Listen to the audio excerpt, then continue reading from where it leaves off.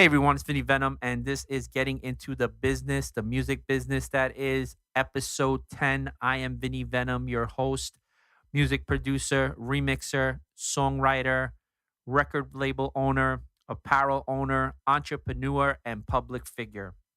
Let me start off by saying to everybody, thank you for all the love, all the support you guys been giving me. Radio DJs, club DJs, wedding DJs, all DJs, internet DJs, everyone in general. Thank you here and overseas for showing me so much love and all the support you guys been giving me.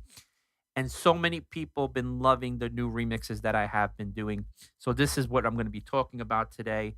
I'm going to be touching on a lot of artists and a lot of people that I respect and letting people know about them and what they do and how they do it and how they've been doing it, not only for myself, but other people in general. So I did two remixes for three amazing artists. And I recently did a remix for an amazing artist that everyone got to know the remix and been in loving it and enjoying it and telling me how much they want me to send it to them for their mix shows. And they've been playing it on their mix shows and mentioning my mix for their mix shows that I did that remix of the song. So thank you, DJs, for showing me love, showing me support, and enjoying what I've been giving you guys. Not only my original stuff, but also my remixes that I just recently done from these well-known, amazing artists that everyone got to hear and listen and got to love and enjoy and got to share on their mix shows with their audience. Thank you so much. So let me start off by saying there is so much music out there that it gets overlooked. And you wonder and you say, how is that possible, Vin? It is possible. Okay.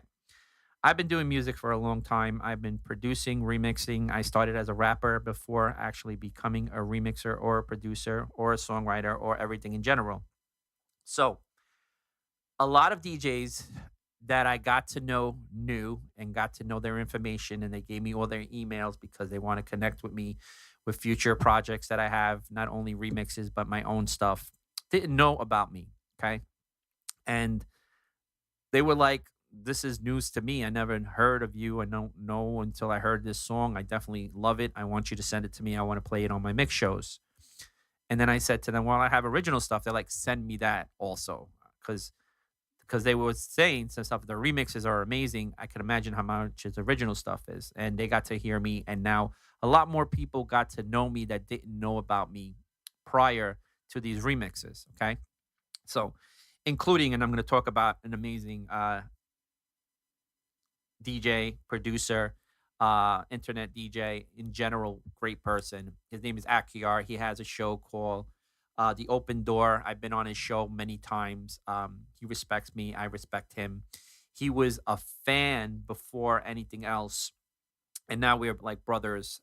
We talk about what's going on in our lives, what's happening musically, and just all around the life of what's going on in our lives. Okay. He hit me up yesterday and he said, hey, Vin, just want to let you know I just added your remix onto my new show. Just want to give it to you. Here's the link and whatnot. This is what I'm talking about, guys. You want to connect with amazing people like this. Now, the way you connect to these people is you have to put stuff out there, connect with them, talk to them on a personal level.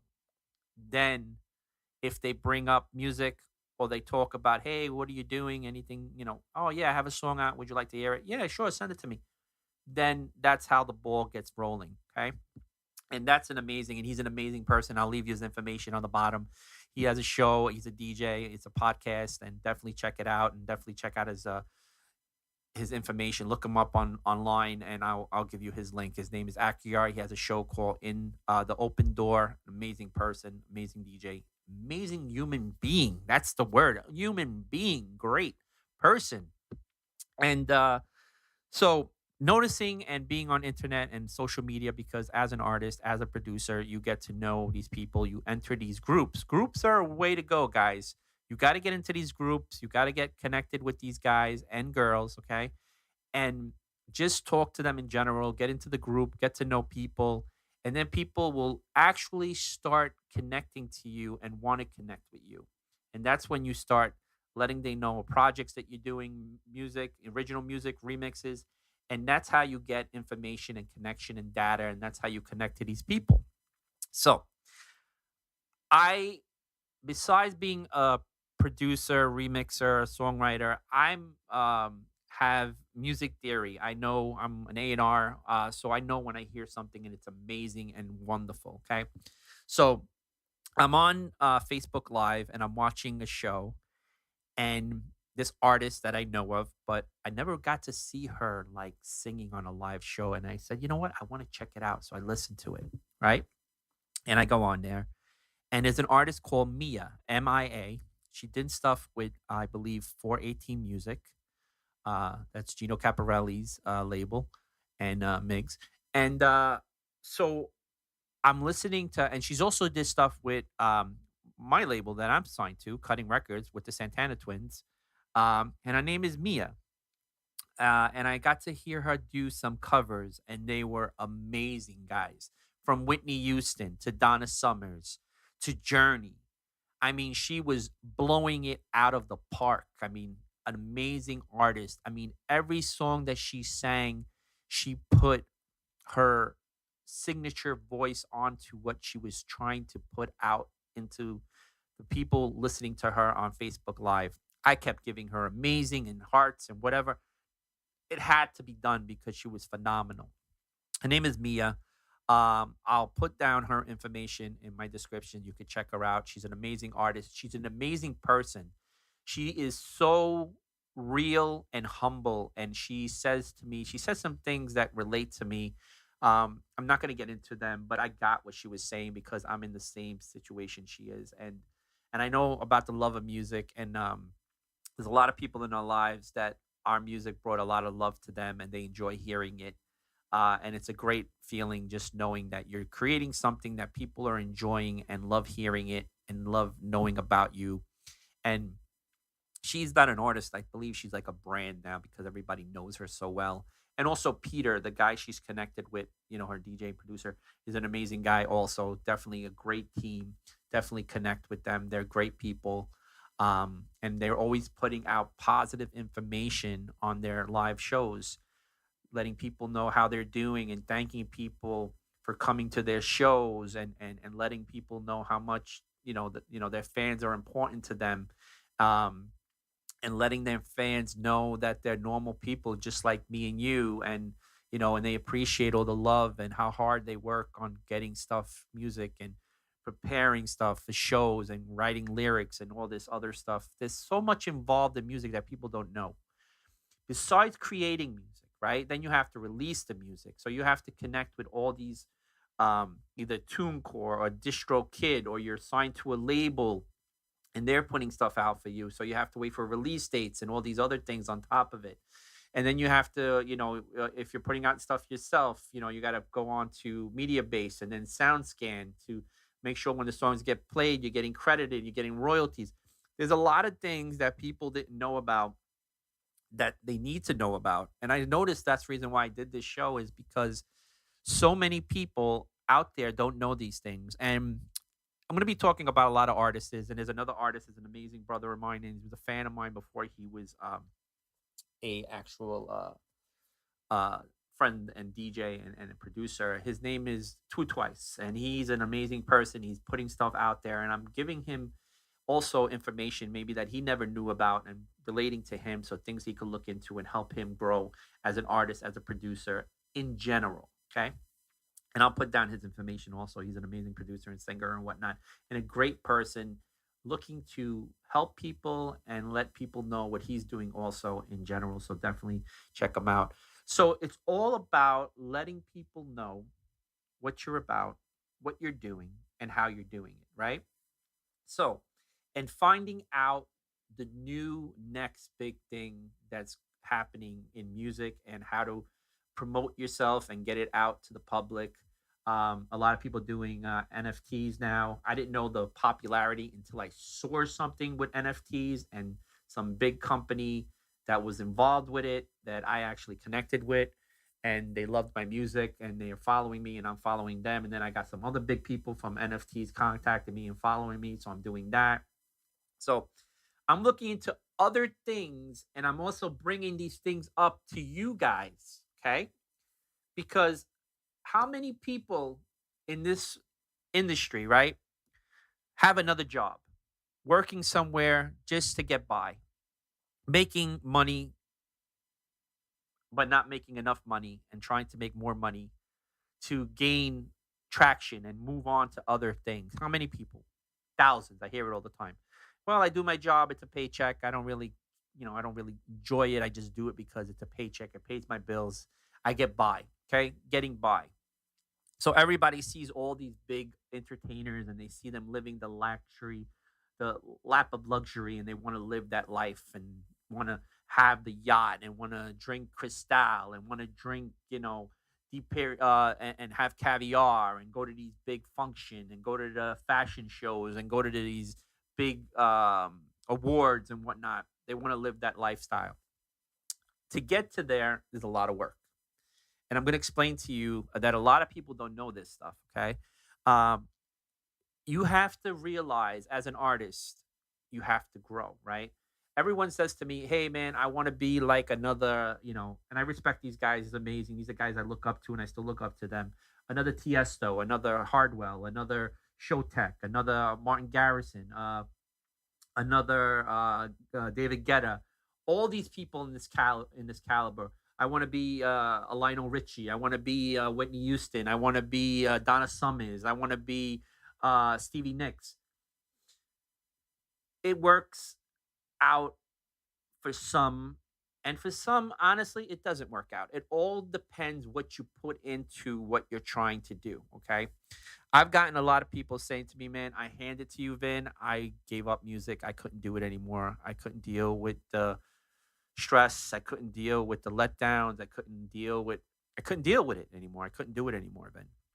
And I see what you're doing, man, and you're making things great and making people see that there is definitely ways to get things done and get noticed by what you're doing. And I get a lot of DJs hitting me up and saying, "Hey, man, I really respect what you do. I enjoy what you're doing, and you're showing a lot of people a lot of stuff." Okay, so I put out these remixes, right? So I had to figure out how to get them out to people. Okay, I was sending them out just by BCC emails, and it was taking forever. My eyes were bugging out. So much you can do looking in front of a computer, just doing music and looking at a Logic screen or FL Studio or Ableton or whatever you do, Cubase or whatever you're doing. That alone is puts strains on your eye. Imagine sending emails to tons and hundreds of DJs. I mean, the list was like phenomenal, and it's still phenomenal because I'm getting more and more people hitting me stuff up. I had to look into other things, so I looked into things where, like hype edit. I'm sorry, I'm pronouncing it right. Hypedid. I'll put the link if I'm saying it wrong. Okay, that are connected to your platforms like YouTube or SoundCloud and all these other things. And then there's things like audio. Or let me see if I'm pronouncing it wrong because I don't want to pronounce it wrong, so I want to get it right. So these are things that people are bringing up to me. Auditous music. Okay, you can look into stuff like that. You could connect your whatever media play you use, TikTok, or you could do I think SoundCloud. But look into things and check them out. Then you have what I'm looking into also that people got me and say, "Hey, man, you need to do stuff here. Definitely, Vin, you need to do stuff here. We need you here." And I'm going to start doing stuff there. And that is called BeatStars. Okay. You can license your music. You can sell your music. You decide what price you put on it and whatnot. And it'll show you everything on the site. Check it out. I was checking it out the other day. So definitely check out BeatStars.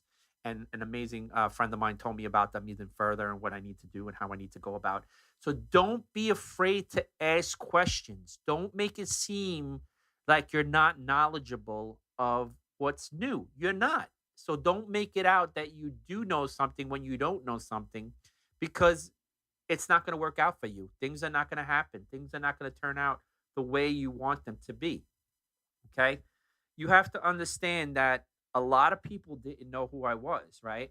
So people start asking me questions like, "Hey, Vin, I noticed that your stuff is getting twittered all the time and you're not twittering the stuff Other people are twittering stuff. Bloggers, influencers, DJs, radio stations. What are you doing? What are you doing, Vin, that I'm not doing? What am I need? What am I missing? What am I trying to do that I'm not getting? And I said to them honestly, I said, what did I say on my show? Quality, consistency, and quantity. Okay. You got to constantly put out quality, consistency, and quantity. Now, if you put out music, right, and you put out a banger, a hot slam floor raising track, okay, that once people hear it, the ground starts shaking. People think it's an earthquake. It's a tsunami. You know what I'm saying? You have to put whatever you put into those music notes and arrangements, and then everybody's saying it's fire. You have to put into the artwork. You have to put into the video. You have to put into the promotion. That's only way people are gonna not overlook it and look at it like, oh, this track is. Meanwhile, the track is fire, but the artwork is not showing in that. So they're just gonna go pass by and look at another cover that maybe the track is not fire, but the artwork is. But it's giving that person a second chance when you're not having not even one chance. So always make the artwork work for you. If you're putting out fire, fire artwork jacket, fire video, fire promotions. People want to see something that they're going to get attracted to and interact with it right away. If they see something that's not interesting and boring, they're going to just go on their way. Okay. So that's what I always tell people. See, a lot of people don't know that I started out prior as a producer, remixer, songwriter, as a rapper. Okay. And I've actually done shows where I've showed me rapping in here, and I'll actually do something in a few. Um, and people knew me as a rapper before I was a producer, but I always took a chance and always said to myself, I think I'm good enough to battle, these guys in school. And I was winning. So I started thinking, wow, I really have something here. So I started pushing my rap abilities. And then from the rap abilities, I started going to studios and seeing the producing of all these producers' abilities. And I wanted to get involved in that. And I went into that part of it and started doing that also, a little bit of DJing. And these are things that I revolved from, and I got to where I was. I got some negative at first of my producing skills because I didn't have no skills at first. I thought I did. I tried, but people told me different. I worked hard, and that's where I am now in 2021 on 2022 soon. So I had to work to get to where I am now, that people see my music getting noticed and getting played on radio stations like Rhythm 105 and Jams and Pulse and KTU and Extreme Mix Radio and BM4 Radio.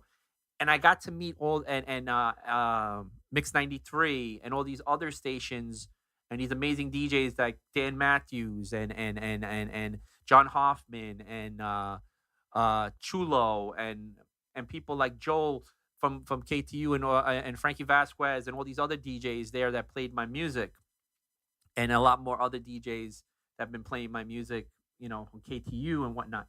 So, and many more. I could be going on and on. So I'll just be mentioning people. So I'm just giving love and support and thank you so much for all the DJs from all the radio stations that started noticing my music and started playing it to their audience, because and thank you for the fans that have been enjoying my music getting played on these stations so much. So you have to put yourself out there. If you don't put yourself out there, you're not going to get anywhere. Okay.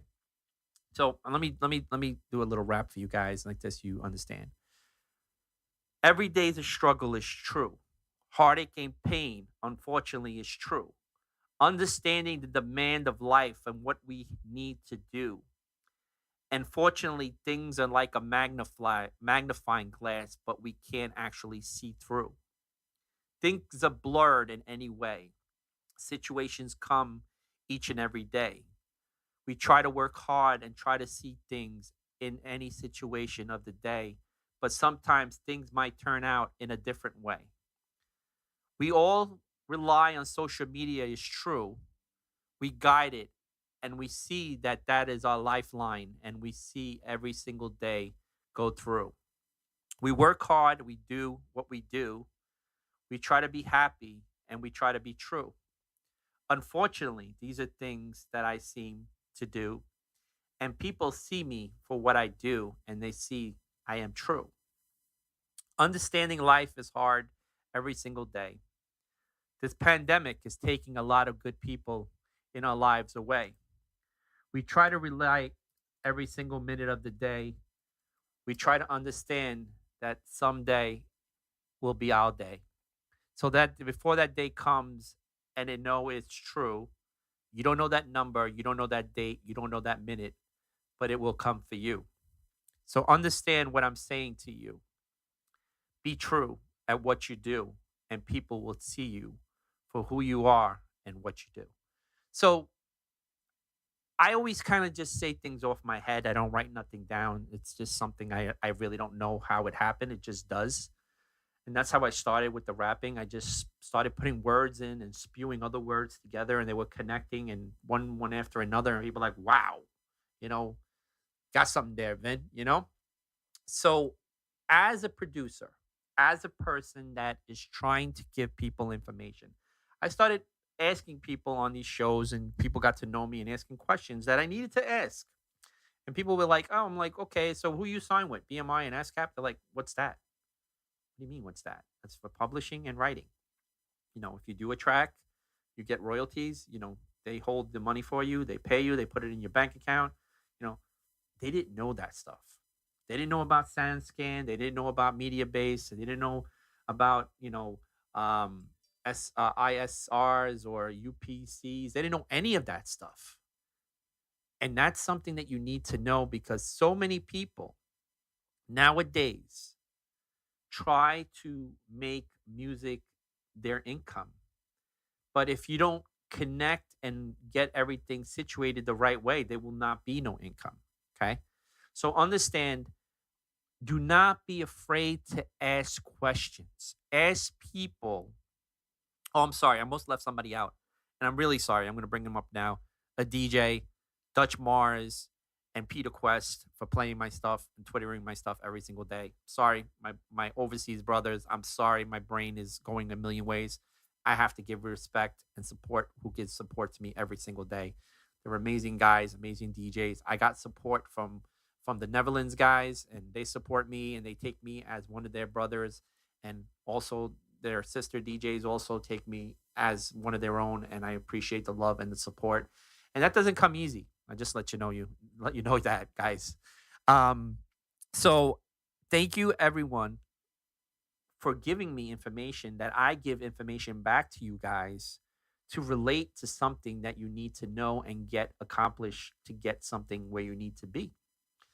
Um, there's a lot of things that you need to know. Okay, there's BMI, there's ASCAP, there's SECA, and wherever country you're from, there's other ones too. I don't know them all. Look them up. I advise you go online and see what country is connected with you. If ASCAP's connected with you, or BMI is connected with you, or SECA is connected to you, or any other ones that are connected to you in that region of the country you're at.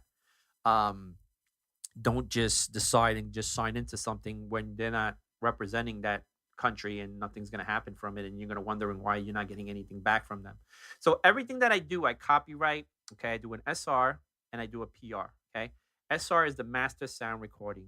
PA is the arrangement, the music, and his vocals and whatnot, the chords and all that stuff. The technical stuff. The notes, the melody, and whatnot. The SR is the whole sound recording, the whole thing connected to just the either MP3 or whatever you're trying to do, the master recording of everything.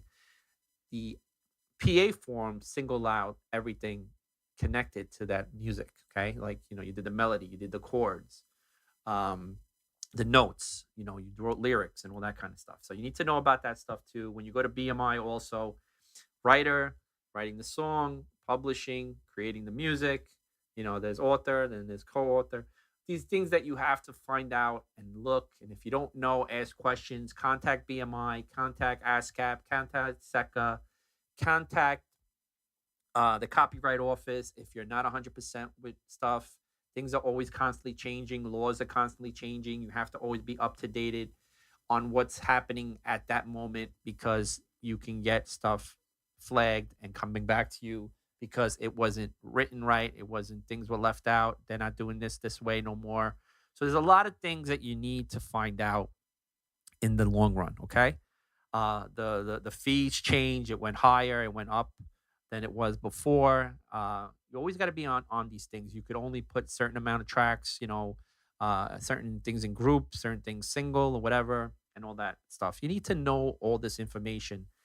And I know people think like, oh, I produce a track, I put it out, I give it to somebody, that's it. No, there's a lot of things involved. Then if you're gonna place your music, okay, I place my stuff. Let me bring something else up to you.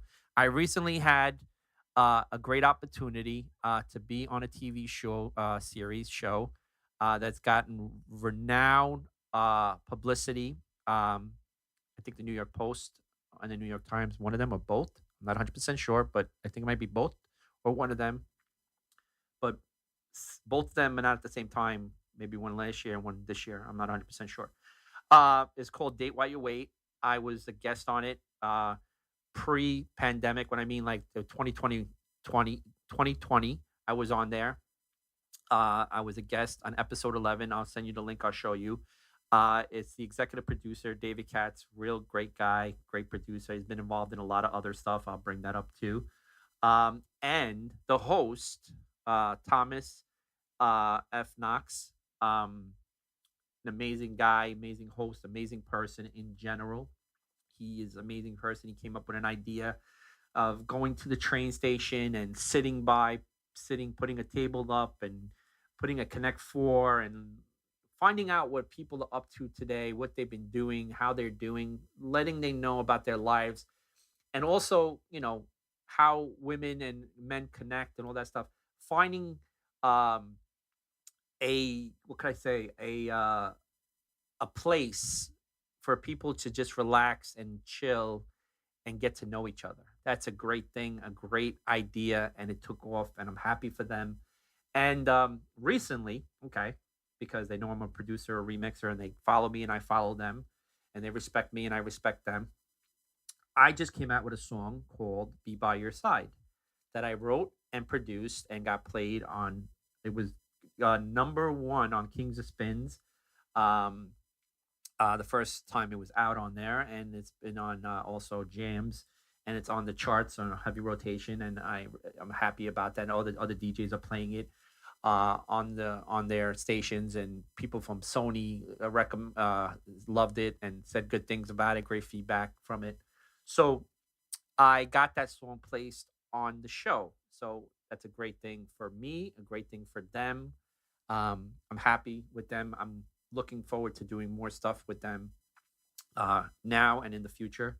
So I'll bring up and I'll talk about them further, and I'll give you all the information and what's going on with them through my episodes and whatnot, and what's going on with me and them and in general. So, like I said, you have to put yourself out there. You have to get things to different people, different things, different ideas, different situations, different topics.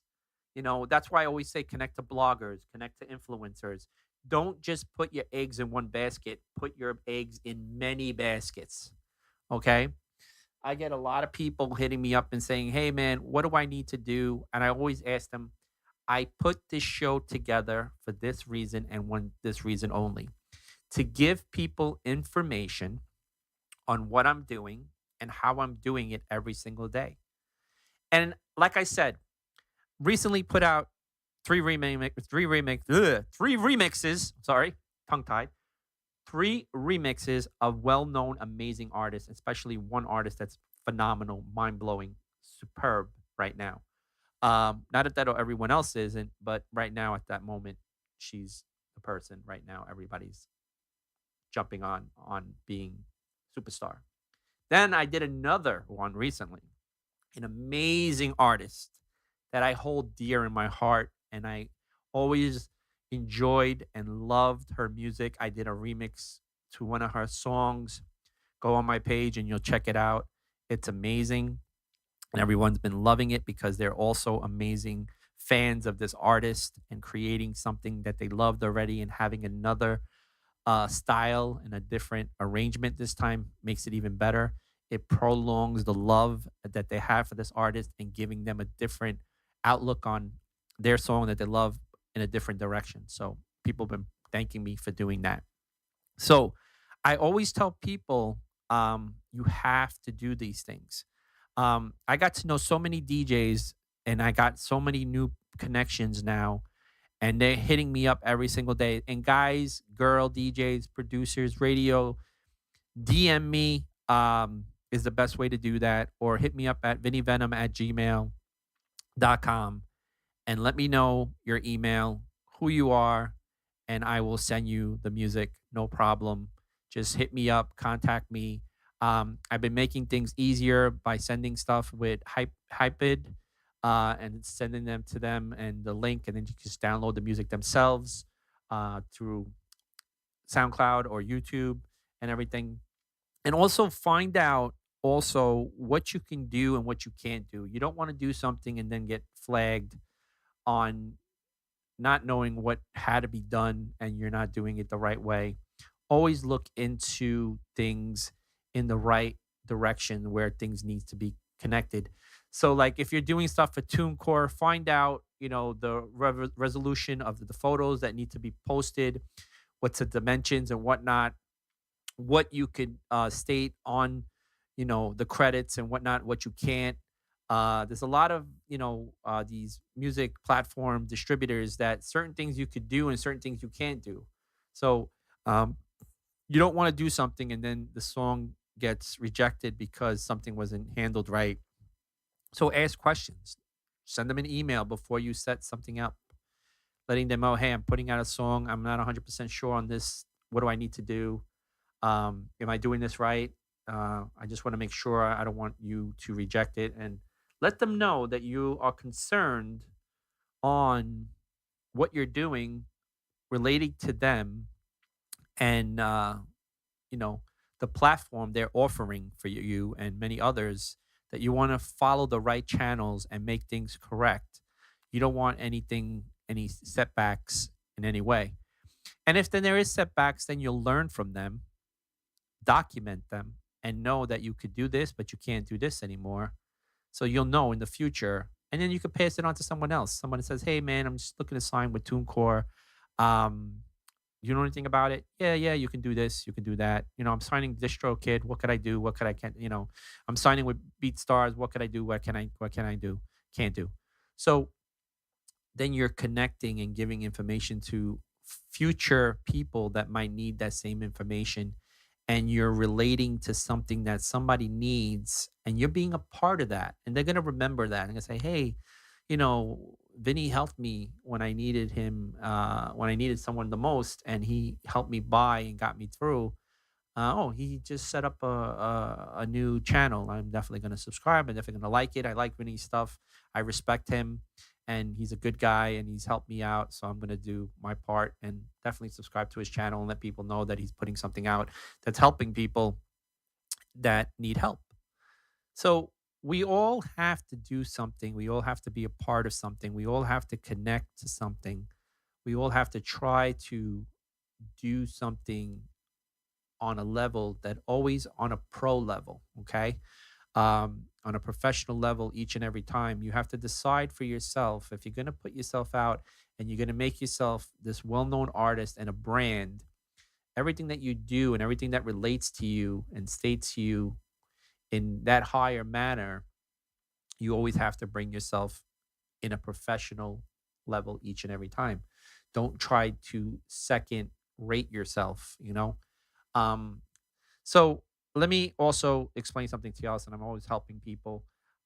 Everybody knows I do my graphics. You can see the animation that I did for this video. It takes a lot of work trying to come up with a concept, try to come up with an idea. But I was doing stuff for people, and honestly, it was very time consuming. I was taking away from me, and I was getting people that didn't even appreciate it. Okay. And I started noticing things for what they are. You know what I'm saying? We all have eyes, we all have a brain, and we all should realize things for ourselves. Okay. When you do stuff for somebody and they appreciate it and they thank you for it, and you know, in the future show a little bit of, you know, support And then you have those people that don't. Even though you don't want to support, it's always a good way. Someone even actually saying thank you. Sometimes people don't even say thank you anymore. So I decided to myself, and anything I do for people, I used to always do stuff for people for nothing, for for free. And I would, whatever it may be, graphics, animation, whatever stuff that would take me hours, days, or whatever, I would just do it, with Italian expression on the arm for free, for gratis. And I noticed that people were taking advantage of me. They always assumed that I was always going to do it for them for nothing, right? And then I started telling people and saying, hey, I was doing things for free. It's time consuming, it's energy on my computer, it's stuff that I'm not doing anything anymore because I'm focusing on your project, and I'm giving it 200% like I would give it my own project. I have to be paid for my service and my time. A lot of people got annoyed from it. They thought that I was going to constantly do stuff for them for nothing, right? For free. Um, that's not how it works. Okay. I'm sorry to say, if you own a store, right, you could give certain things away for free for a while, but eventually, that costs you money. You have to pay your workers. You have to pay electricity bills. You have to do these things. You have to understand that people have to get paid. Okay. And so I actually, what I did is now I did the opposite. I realized, because I've been getting a lot of people liking my stuff that do the same stuff that I do and say, "Hey man, I like your stuff. You do great stuff. If you need someone to do stuff not for you, or recommend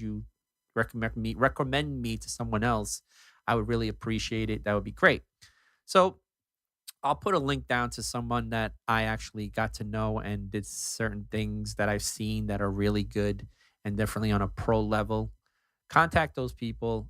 I have no connections with them. I'm just showing you, this is someone that hit me up and he adds the service out there. Always talk to the people, find out your budget, find out what you're looking to spend, where you're looking to go with the project, what you're It's trying to 12 do, o'clock. and trying. Sorry, guys, my clock is saying 12 o'clock because I have a clock on here that talks. So I'm sorry, it's 12 o'clock. So I'm 12 o'clock and I'm doing this video to put it out to you guys. And so what? So, like I said, I'll leave links on the bottom and you check it out and see, or, hit me up. Better yet, hit me up and I will send you the link of the person that I am talking about and make it and give you that information and you can check it out for yourself. Okay. Like I said, we all do stuff for people and sometimes we want to get paid. You know what I'm saying? And certain people, they think because you do something for them for free all the time, it's sad to say, a lot of people were like demanding that I constantly do stuff for them for nothing. That's not how it works, guys. I'm a good person. I've always been a good person. I always believe, I treat people for their actions, not by their politics, not by their religion. I don't treat anyone different. It's your actions that get me where I understand you and where you're at and where you're going to be in my domain. Okay. So that's what I always say. A lot of people will see it different, but that's how I see it. You can do certain things for such amount of time, then eventually, you want to be, compensated for your work, and a lot of people don't understand that, but they want to get compensated for theirs, but they don't want to be compensated for someone else. Don't make sense, but what are we going to do? We're going to be good people. We're going to have to understand that life is a journey.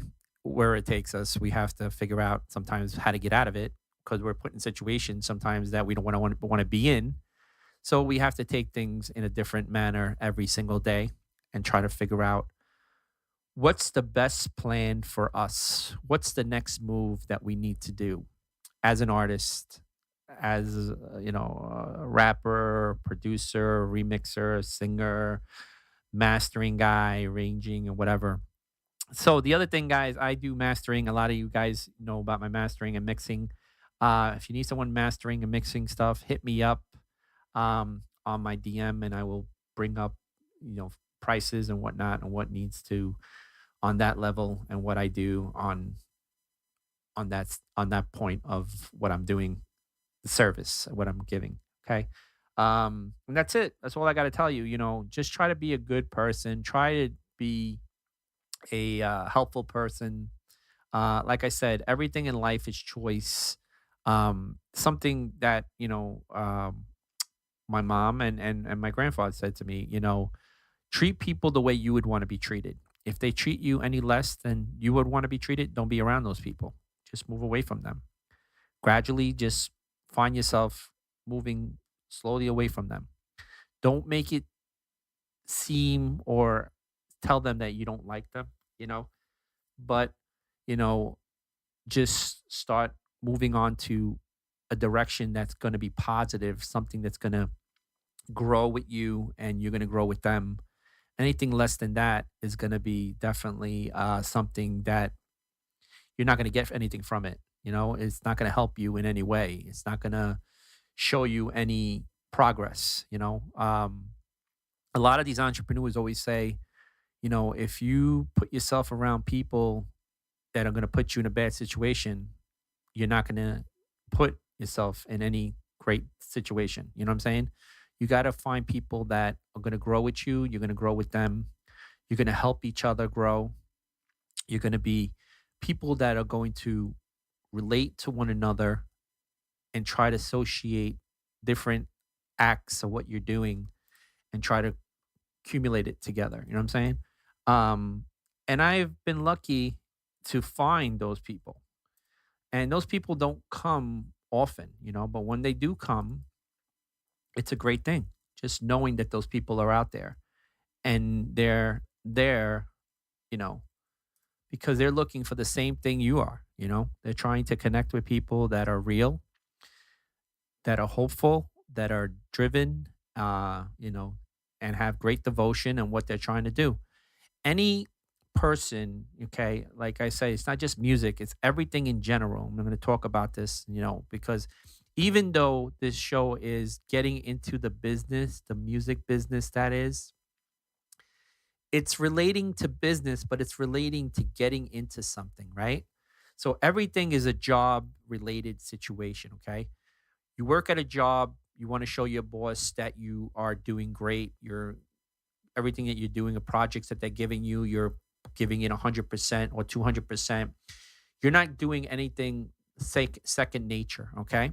Because you want to be merited on that. You want to get a raise, you want to get an increase, you want to get a higher rank and title and whatnot. These are things that you're doing certain things to show that person that you have climbed the ladder. Okay. That also happens with a business partner or even a relationship. I have a lot of friends, that do music and they're having a lot. I'm not going to bring people's names up. They're having some, marital problems. Okay. And they're not happy. A lot of them are basically they're in the same room and they're not in the same room. They're not talking to each other. Some of them are not even sleeping together. Um, it's sad to say, but they're doing it for the wrong reason. And I always tell them, in life, the main purpose of life is the pursuit of happiness, our happiness. Okay. If you are with someone and you no longer have the same feelings, the same um, love, sad to say, that you had before, okay, and you're not feeling the same way, you're not getting the same vibe, you're not getting the same anything, then you shouldn't be around that person. Hence the word divorce comes. People say, hey, we don't divorce. Blah, blah, blah. Honestly, at the end of the day, remember what I said, we all have to be happy. And tomorrow is never promised, okay?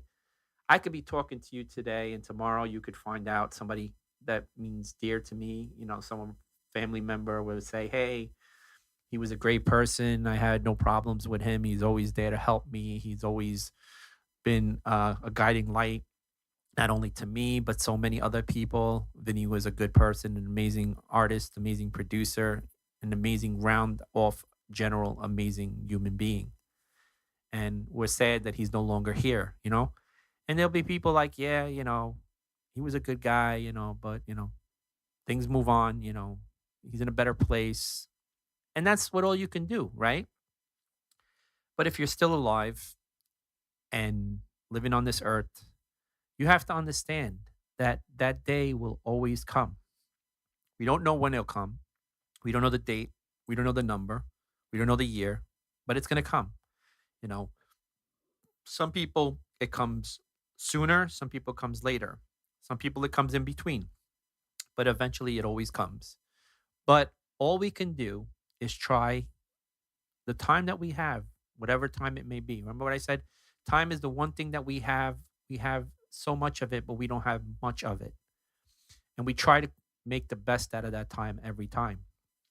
Being involved in a relationship, a marriage, and whatever it may be, you know, and you're not content, then there's no reason to be around it.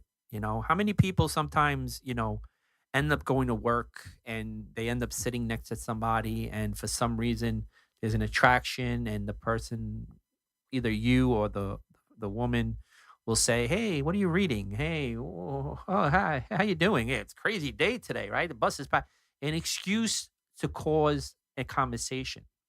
Then the conversation develops, it goes further, and it's sad to say, then you say to yourself, "Wow, this is a real down to earth person. I really like her, I really like him, you know,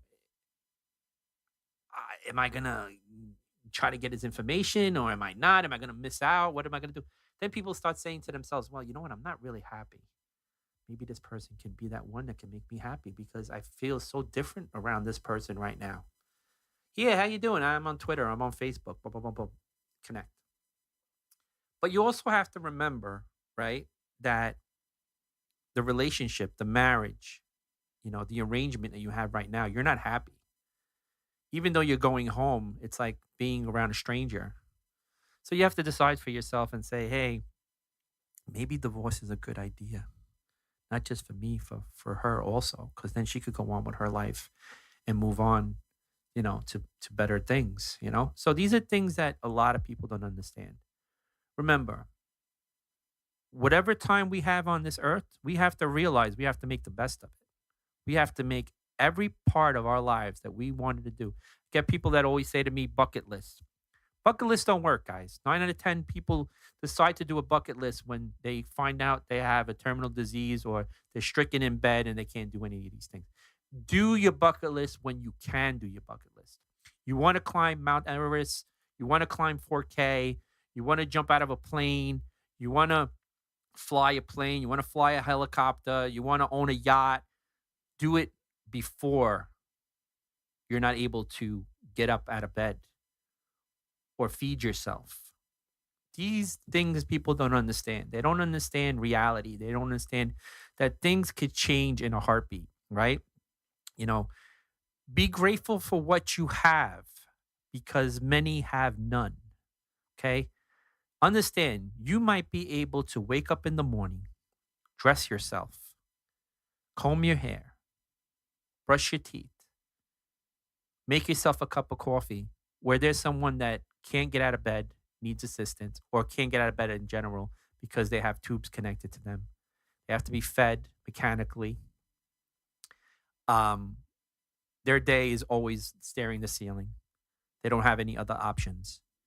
So be grateful for what you have, because many have none. Understand what I'm trying to say to you.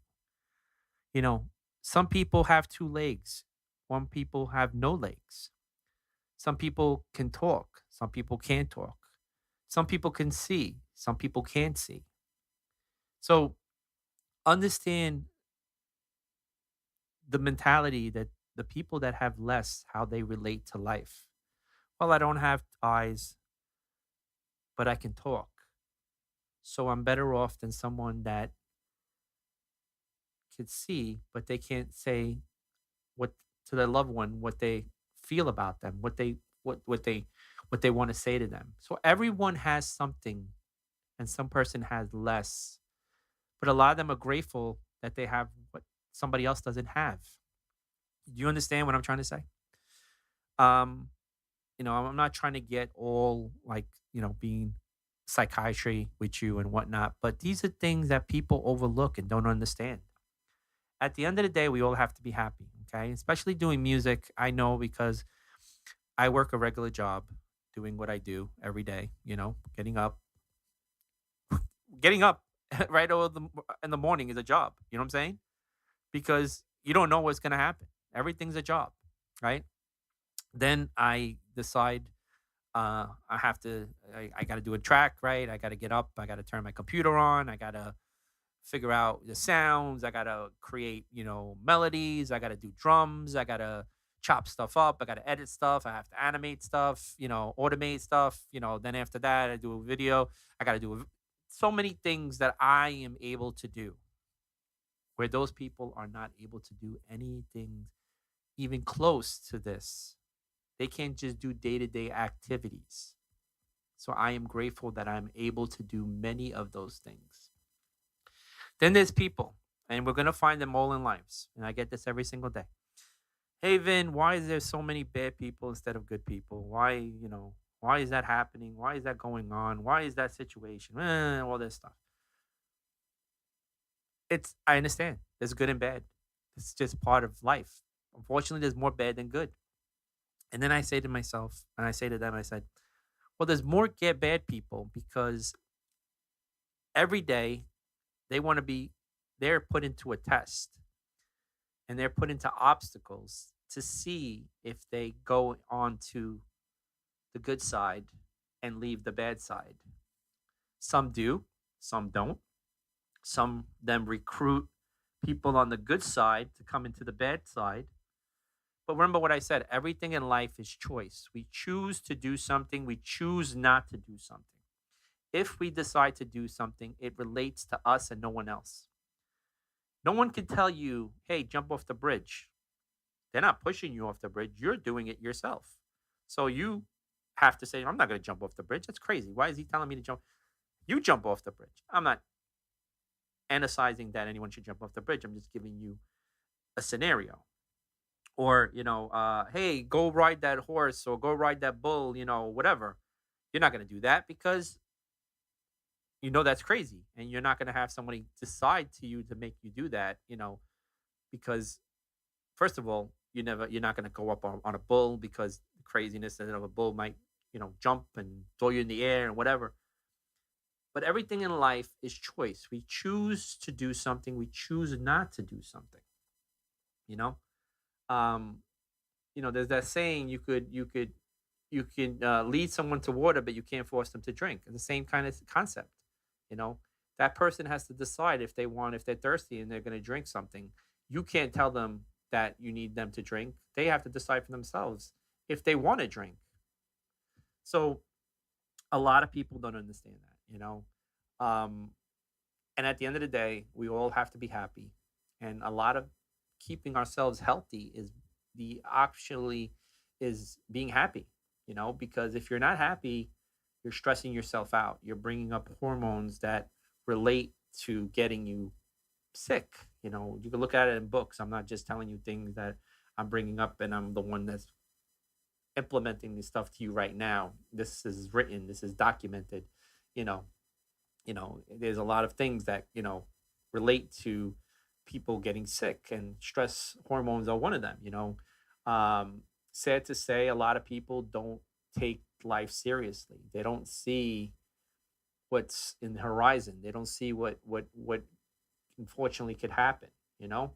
Um, I always tell people, I work sometimes so much that I end up falling asleep on front of the computer, and then I'll wake up and I'm like, did I finish the project? I don't even know, you know? Uh, like perfect example, like last night I left the computer rendering, woke up this morning, it rendered. I was having a problem with certain files. It was taking really long to render. So I had to figure out a way to make it render faster than, sooner than later. So I was implementing and figuring out things I needed to remove and then add back, and I did. And then it rendered last night where it wasn't rendering at all because the files were too big and time consuming, I guess, on the hard drive. So I had to figure out what I needed to do, and I did. And hence the graphics are done. They look good. I'm happy with them. And it's not taking 3 days to render. It took, I don't know how long because I fell asleep. So it could have been a couple of hours. It could have been more than a couple of hours. It could have been from night to morning. I don't know, but it finally did. So I'm happy. Um, so I try to give people information that they might not relate to um, on their own. I always tell people, like I'll give you a perfect example. I just got my channel monetized on YouTube. Took a lot of work, finally did. But I had some conflict, okay? Because I had another channel that I really don't concentrate much on. I'm going to concentrating on it again. And I talk about other topics, and I'm going to bring that channel up again and start working on building that one up again. That one's more about everything else besides music. So, so I needed to remove uh certain a part of that channel, remove it, and I didn't know how to do it. And I relied on the company to help me, and they were busy, and I get it. And they weren't getting back to me. So I said to myself, I got to figure this out. So I went on YouTube and I started writing what I'm looking to get done. The first person didn't explain everything right enough for me. The second person didn't. The person didn't. It took the fifth and the sixth person to nail it for me and got me exactly what I did. I watched exactly what they did, watching it as I'm doing it, got rid of that thing. My channel is up and running. It's good to go. I did it on my own with the help of these uh, YouTube creators. I followed them. I liked them. I subscribed to their channel, and I told them on their comments, thank you for helping me get to where I need to be, and keep doing what you're doing because you're doing a great job. And they did. And that showed me that, there's people out there like I'm doing right now to you guys, giving you information that, anything is possible in life. You can do anything you want if you set your mind to, um, you know, and just don't get be envy and jealous of other people. I was doing a show the other day on my Facebook Live, and there's an amazing fan of mine, Joy John. He's an amazing person. I mean, he's been following me from the get go and contacting radio stations and telling them why they're not playing me and so on and so on. Amazing person, loves my music, makes him happy. Um, and I'll actually put down his link and or DM me, and I'll just shoot you his link that way, make it easier for you. Hey guys, let's do it this way. Anyone knows wants information of anything, just shoot me a DM on my Facebook, and I'll shoot you the link and so on, and I can give you that information, and I get to know who you are, and we can connect also, and we could talk about future things you're doing besides things that I'm doing, and vice versa. So, so what happened was I'm on the show, and everybody's throwing hearts and thumbs up, and this person draws an angry face, right? And I don't know, he's throwing at me, he was throwing at Joy, but it just disturbed me and upset me because I told something to that person of a story that happened to me a while ago. Okay. And I'll bring it up here. I had a person on here that started saying some not good stuff about me, didn't know me. And I asked him, I started asking questions because I always ask questions. Okay. And I asked the person, I said, do I know you? They're like, no. And I'm like, so why is all this anger and this animosity towards me? Is there a reason why you don't like me? Just I don't like what you stand for. I'm like, what do I stand for? So then I was like, he doesn't know me. He doesn't like what I stand for. So if he doesn't know what I'm doing, what is he talking about? He's just angry at the world. He just wants to take it out on somebody, right? So I said to him, I said, can I ask you a question? Yeah. Now this is reverse psychology, but it works. I said, is there anything important in your life happening that, that you want happening, something that really means a lot to you? I don't know if he said his wife or his girlfriend. Either one. It could be both. Either a wife or a girlfriend. So yeah, my wife or my girlfriend is expecting a kid. I said, you think it's a good idea to give out negative energy to someone that doesn't even know you? All right. You don't know anything about this person, but you're putting out and spewing bad, bad, mojo to me when I don't even know you. He stopped and thought. And he didn't say nothing for a while. And I said, "Are you still there?" He goes, "Yeah, I'm here." I said, "So what's up?" He's like, "Could I ask you a question?" Now he's asking me. I said, "Hey, man, I get it, man. You're mad. I get it. You're upset. But remember, I have nothing against you. I never did anything to you. There's no animosity between any of each other. I'm just doing what everyone else does, trying to get stuff going and stuff." He said, "Hey, man, I'm really freaked out at what you said to me. Is something going to happen to?" I said, "Listen, I don't know." I said, "Have you been like that to me or other people?" He's like, "No, I've been like that to a lot of people." I said, "Well, you know what?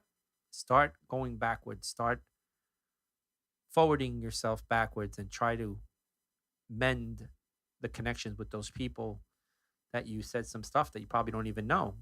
He hit me up a week later. He goes, "Yo, man, I've been contacting those people. I've been, a lot of them are like you. I've been helping them, promote their stuff. Matter of fact, their stuff is pretty good. Um, I was being wrong and this and that." I said, "You don't have to say anything to me anymore. You found the ways of your mistakes. You corrected them. Just remember certain things, don't relate to anyone, but you just have some animosity and you just want to take it out on anybody. Go to the gym, go running, go bike riding, go for a swim, just get away, try to clear your mind, try to do things that, you know, I know life is rough. Life is very difficult. There's a lot of things happening in people's lives. People are losing people. You know, you don't know what's going on with somebody if they don't bring you into their life or they tell you or you find out by somebody else, you know?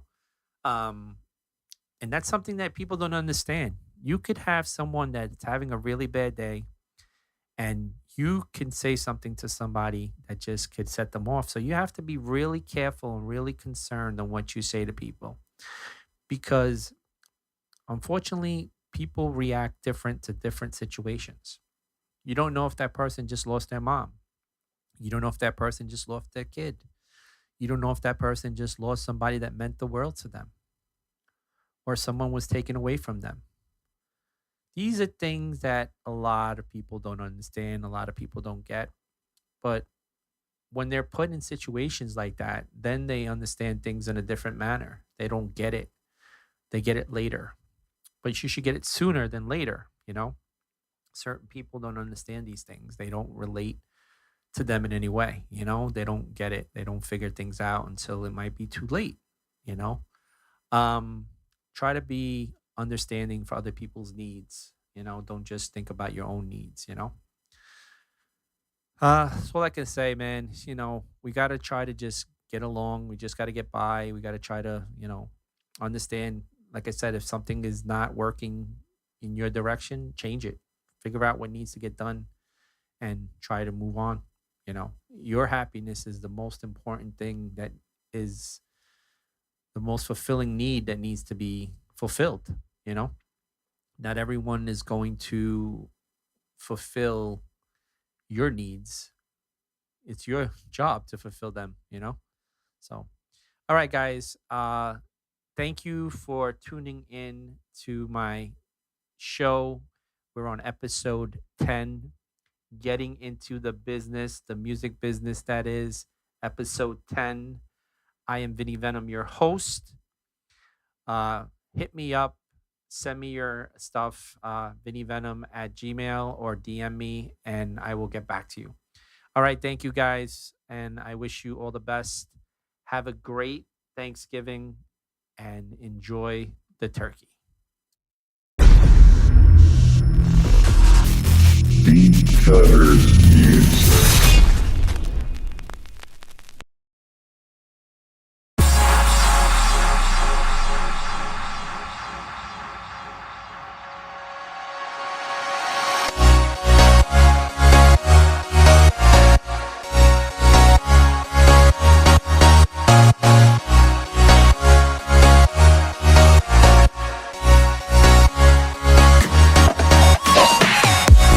Hey everyone, this is Vinny Venom, and this is Getting Into the Business, the music business, that is episode 5. And let me start off by saying, everybody, I'm sorry.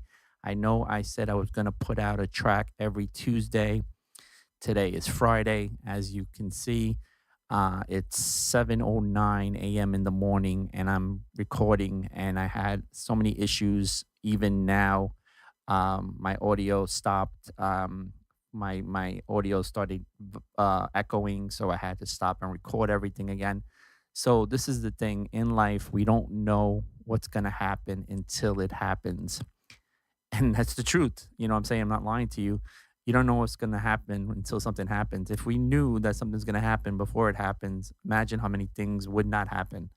And that would be a great thing. But unfortunately, that's not how life is going to revolve in us. And I wish it did, because there would be a lot of things in life that I wish I didn't do before. And I could have not do them, and situations would be different. Things would be a different outcome. So I'm going to talk about things, and like I said, not everything is going to be situated for that moment, because things develop. Like, I'm recording this show for you, and all of a sudden my audio messed up. It stopped recording. It said like a system overload. So these are things that you're not expecting them to happen until they do happen, and they throw off the situation of what you're trying to do and what you're trying to accomplish at that moment of time, of that day or month or year or whatever you're trying to do. But a lot of people don't get it, and they don't see these things. And unfortunately, I get a lot of people telling me, "Hey, man, I haven't seen you on social media. I haven't done something." I've been really lucky, and I am really lucky, because I have some amazing people and people that care about me. And someone contacted me, I mean, like, blowing up my phone and contacting me, but I was doing things, and my system was down because the internet was down. As everybody knows, Facebook was down this week, and everybody's like, "What's going on? What's happening? Is this, the sky's falling? What's happening? What's going on?" Because it threw everybody off of their normal activities, their normal routines, what they do on a regular basis. Like, you wake up in the morning, you set a pot of coffee, you get up, the coffee's percolating, and then you go get the coffee, you drink, you put on your sugar, your milk, your flavorings, and all the things that you do to make your coffee the way you like it in the morning. And when you don't have that, it kind of throws everything off. You know what I'm saying? You get a lot of people saying, "Hey, man, my whole day is thrown off." So what are they trying to tell you? It's like what they normally do, they couldn't do it this morning. You know what I'm saying? Wow, I was such in a rush. I couldn't even take a shower this morning, even though I'd rather be late than, everybody. It is what it is. You know what I'm saying? Some people just started a new job.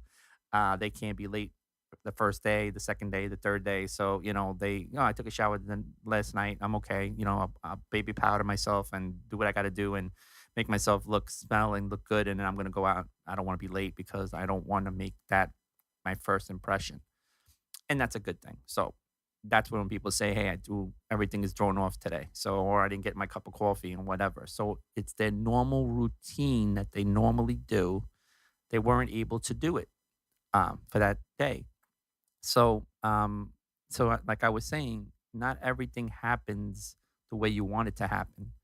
Things unfortunately turn sometimes for the worse than the good. Like I was doing this podcast, supposed to be Tuesday. It's Friday. I'm putting it out. I'm gonna try. I mean, I'm not gonna.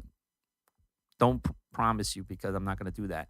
I'm gonna put out a video every week, but I'm not gonna pick a day. I'm just gonna figure out what's my time frame, what I'm doing, when's my best time to do stuff, because I'm doing so many things. Sometimes I throw myself off. The truth as it is. Let me touch on my artwork that I did for this. I don't want people commenting and saying, "What the hell is this? This is not cool." Blah blah blah. This is basically Halloween. The season is upon us. So I created a video in that element to show that I am in the seasonal of Halloween. That's it, nothing else. Don't contact me and say, "Hey, that's not cool." I'm not down with that. It's just a video graphic that I created for this particular podcast that's on October. October is the season. We're on the season of Halloween. That is the only reason why it's up there. So, you know what it is? A lot of people see something and they don't relate to it. So they assume that everyone else is not going to relate to it. And that's how things start developing. Listen, at the end of the day, we are all trying to do something, whatever it may be: music, graphics, animation, dancing, whatever it is. Everyone has something in life they do or they want to do. And, everyone has an opinion. I get it. You know what I mean? And some people don't appreciate other people's opinions. And that's something that, unfortunately, is what it is. You know what I'm saying? And that's the saying that everybody's saying nowadays. Not everyone's going to relate to what you're doing and what you're trying to put out there, and trying to explain things to people. Sometimes they don't get it because that's not what they're prone on listening to. So you have to take things under consideration and say to yourself, you know what? At the end of the day, it all comes down to me, but I also have to relate to other people. So whatever I'm putting out there, I can't offend anyone also. So I always tell people proper judgment is a great thing, because sometimes you say something in a way not knowing it's offensive to someone else. So you have to choose your words wisely, because unfortunately this is what it is nowadays, and social media is so blown up on how things supposed to be and how things supposed to develop.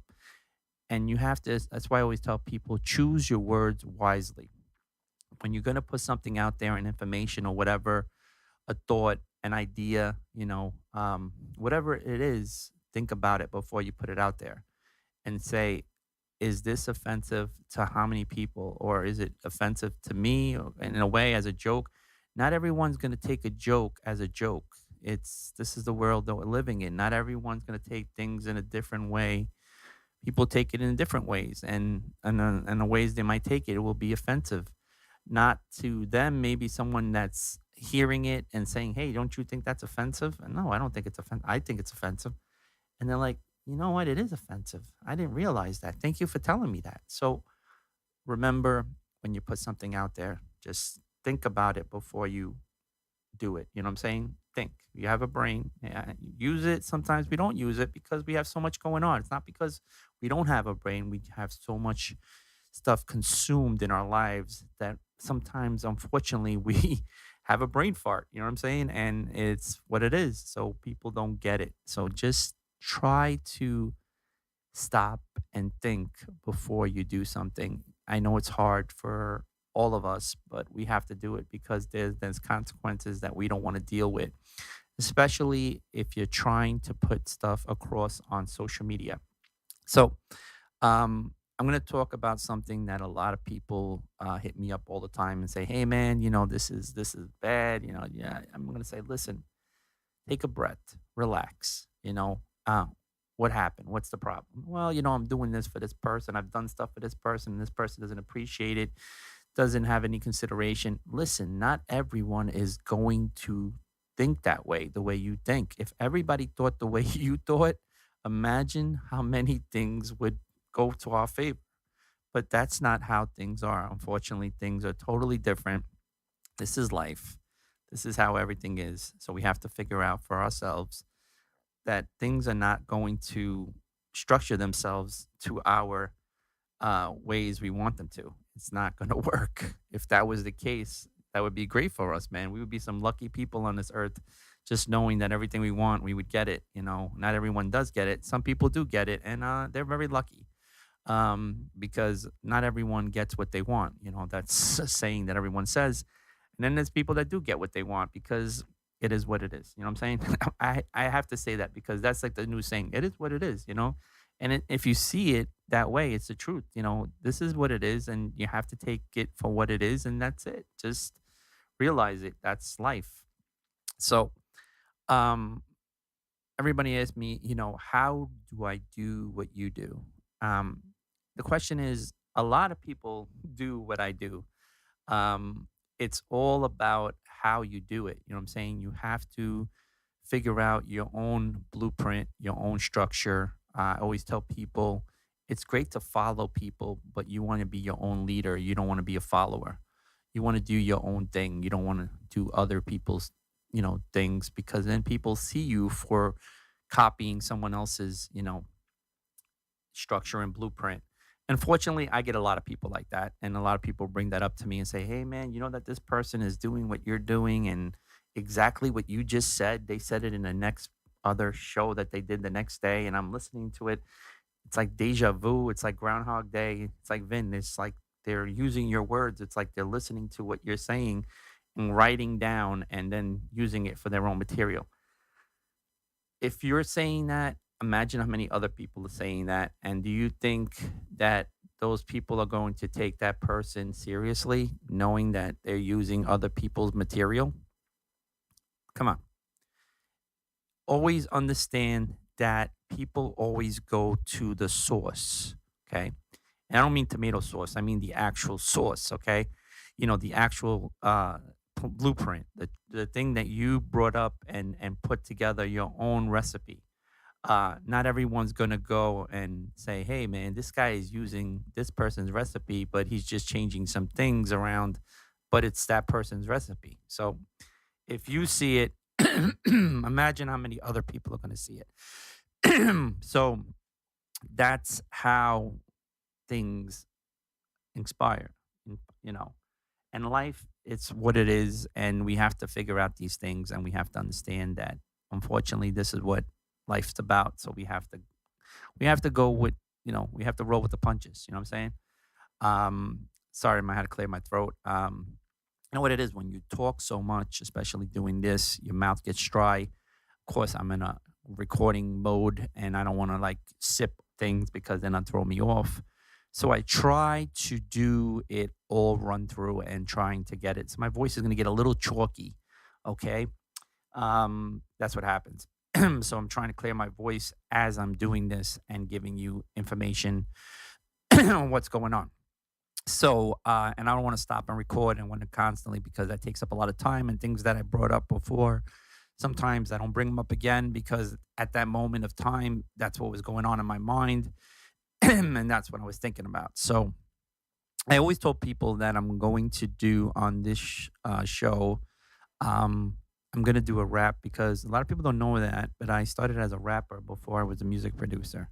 And a lot of people knew me as a rapper, and that's how I started going into these studios and going for sessions as being a rapper and just seeing the whole producing um, perspective of it got me into it. And I wanted to get involved in that reason of that purpose of the industry and creating the music around what I'm going to say as a rapper. So that's what I'm trying to do. So I always told people I'm going to do a rap at this and I'm going to do it. So here we go. Life is true that what we say. Unfortunately, everything we do, we don't take it as serious as little children in play. Other people relate to us in different ways, as is true, but some things might not relate to you, but some way they do. Everything in life is what we say and what we do. We try to do the best. We try to be humble and true. But unfortunately, things don't relate or even happen to come in that way in situation of any way. Stating the purpose of what we do and how we do it every moment of time. Understand we try to not go any way across the line. We try to relate to many people in any different way. We try to relate with them and not insult people in any kind of way in any day. As you can see, my voice is chalky, and that's what I had to say. I'm trying to do this rap without breaking down in any way. But life is what we do and how we do it every single day. And what we bring to the world, people will relate to us every single minute of the day.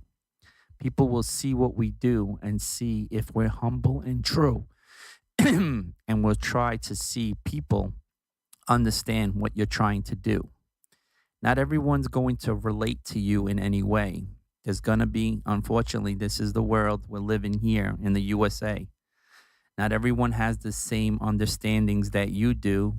Unfortunately, that is true.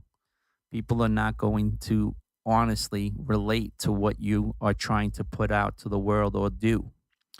I try to come off in different ways. I try to give people situations and stiff situations in different situation of any kind of way, but sometimes they don't work out that way.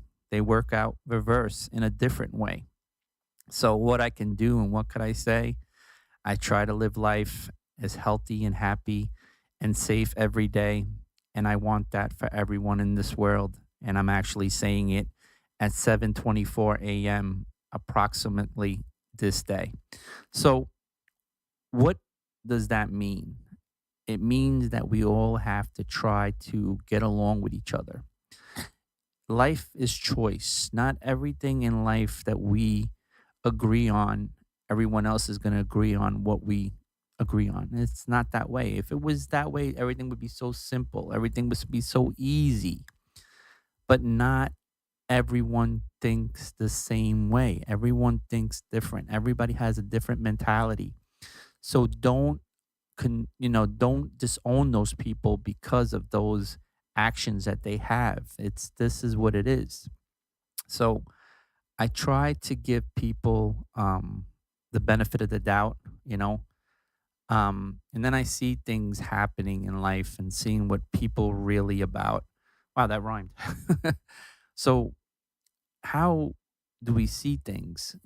I'm the type of person that, I'm a real, since I was brought up, I was brought up to be a good person, respect people the way that you would want to be respected. You know what I mean?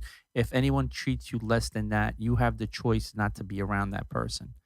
You're not going to say, hey, listen, I don't like you. I don't want to be around you. You're going to gradually move away from that person. You got to be around people that you're going to grow from and they're going to grow from you.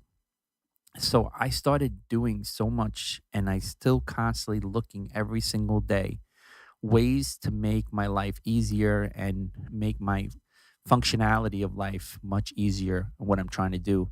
And everything I find, I actually write it down or hook up with the link and put it in my notes and whatever. And that's something that I put in my toolbox. You know what I'm saying? So everyone, I believe, should have a toolbox. And when I mean a toolbox, it means things that are going to help you implement what you're trying to do. Maybe work faster, work easier, work better than you did before. There's a lot of things coming out every single day to make things easier for people's lives because everyone has a busy life. Not everyone has an easy life. We wake up in the morning. Some of us have jobs like I do. I wake up in the morning. How many times I come home? I'm working on music. I'm working on a video. Meanwhile, I work the normal day. My normal work day. I'm exhausted. I'm tired.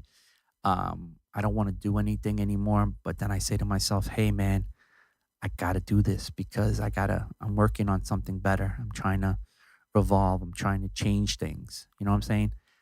That's why I always tell people you are the master of your own fate. You make your own destiny.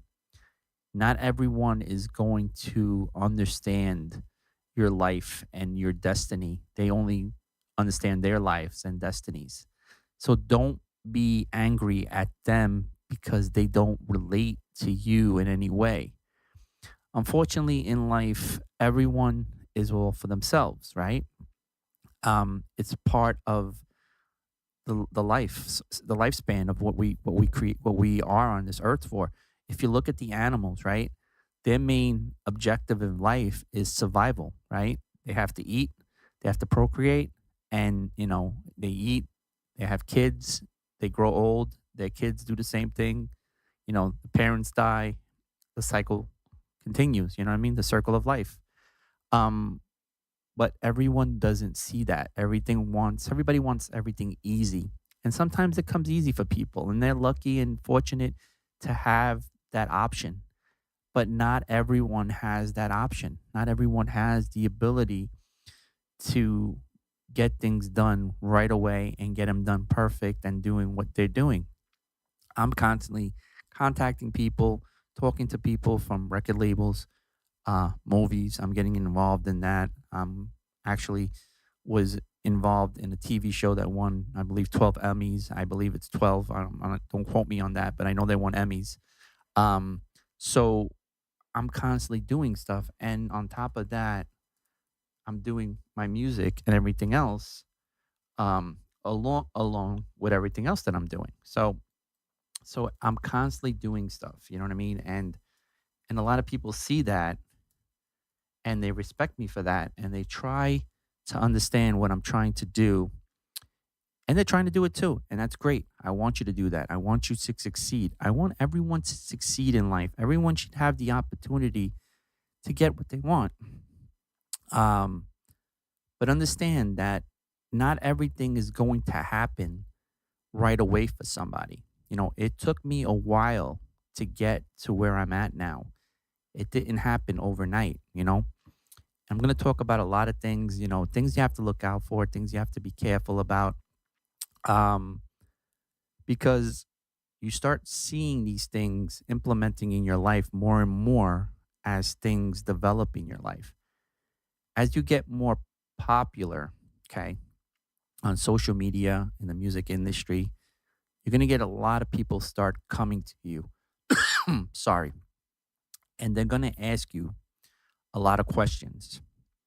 And you have to realize you have to answer those questions. And you have to answer those questions in the best ability and situation that you're involved in the best way you can. So you have to always think. You have to say to yourself, okay, how come these people never came to me before? And why are they coming to me now? Well, at the moment when you just got started, weren't getting noticed. People didn't start knowing your name. They start know what you do. But eventually, if you do something right and you do it good, you know, people are going to come. They're going to want to see more. They're going to want to say, hey, what's going on with this person? How many times that so many people send you a video because so many other people got that video and it blew everybody's mind. So everybody else wants to blow everyone else's mind. So they're sending it to everybody. Hey, I saw this video, and 9 out of 10, a lot of these videos have to do with animals because animals are very. They're not. You don't have to like. They're not doing things like they're actors. You know what I'm saying? They're doing things on the fly. They're doing things like right now, like you wouldn't expect them to do it, but they're doing it. So it's natural. So it's more very funny because they're doing something, you know, out of the norm. And that's what the funny thing about it is, you know, where you get somebody and they do something and it's a sketch, you know, and they're, you know, routine and they're trying to put things in certain order. People see things, you know, it's like, hey, smoke and mirrors, you know what I'm saying? So it's not real. It's not really something that's, you know, coming out like, here it is, you know what I'm saying? Um, so that's what you have to understand and say, you know, a lot of people say that to me too, is like, how do I start, you know, my Spotify, my my Apple Music, it's, you know, only got like two streams and, you know, how do I get like thousands of streams? How do I get this? How do I You have to get from one point to the next point. So understand between you get from the one point to the point you need to get, you know, from one point of the lake to the end of the lake, you have to figure out there's going to be other things in the between that lake before you get to the end of the lake.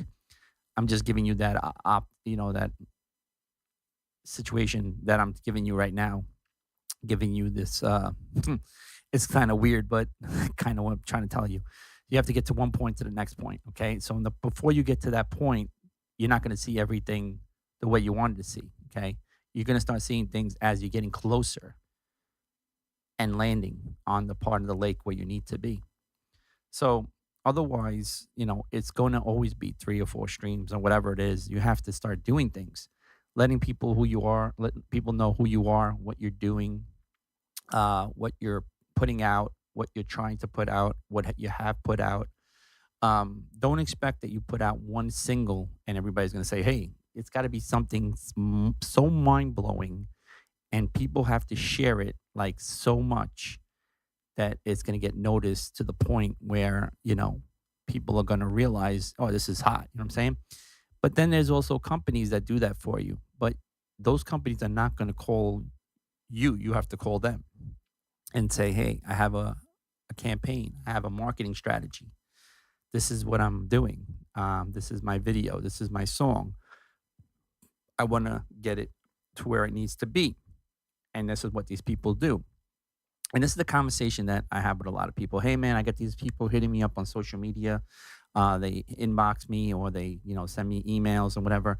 Who's the right person to hook up with? That's a hard question. Okay. You have to realize and work with somebody until realizing how good they are and what they do. Unfortunately, you have to have the good and the bad. It's this is part of life. And the only way you're going to find out is you have to put your feet in the water. If you don't put your feet in the water, nothing, you're not going to get wet. So, fortunately, you got to get wet. Um, are everyone that you're going to meet and every person that you're going to they're going to try to connect with you is going to be the right person for you? Well, that's your doing, not my doing. You have to figure out for yourself, um, is that person good for me? And try them out. I always say people start off small and gradually build yourself up. If you see the person or team of people, not just one person, are doing far and beyond what you expected, and they're taking you to where you want it to be and further, then you know to yourself and say, hey, this person or that team is the right person for me. They're better than what I thought I needed because they're giving me more of what I asked for. That's a great thing.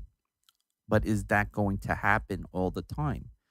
Not everyone has the same agenda on what they try to do. Some people do more, some people do less, some people do just the amount that they need to do. They don't exceed more than that.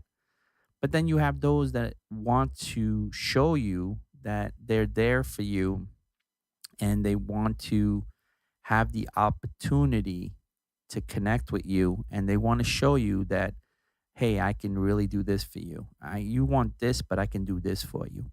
But then when they actually do it and they actually succeed and accomplish and give you your results, your progress, then you say, hey, I found a team for this situation that I need in my business. So now I'm going to hold on to this person because I'm putting them in my toolbox and I'm putting them in a special case so they don't get damaged. You understand what I'm saying? So you have to figure out for yourself, put together a list of things that are working for you in the best ability possible and concentrate on those people on that list because those people or team or in business, whatever they're doing, what it may be advertisement, it might be graphics, animation, SCQ, all these things, trafficking, whatever they're doing and going far and beyond what you expected. So you have to keep those people safe and keep them, like I said, put them in a special case and use them as much as you can because you're going to grow with those people. Those people are going to develop you more than you originally thought you were going to develop. But you have to go through the good and the bad to realize what is good and what is bad. You can't. Then you have those people out there that they're just putting stuff out there and saying, "Hey, I do this, I do that," but at the end, you use them and you go all ham and you use them for so much, and they don't show you anywhere close to what you actually wanted. So you have to see yourself, unfortunately. But I always tell people start off really slow and explain to that person, hey, man, I just know you. I just got to know you. So I don't want to go all crazy and just go crazy on advertisement and everything.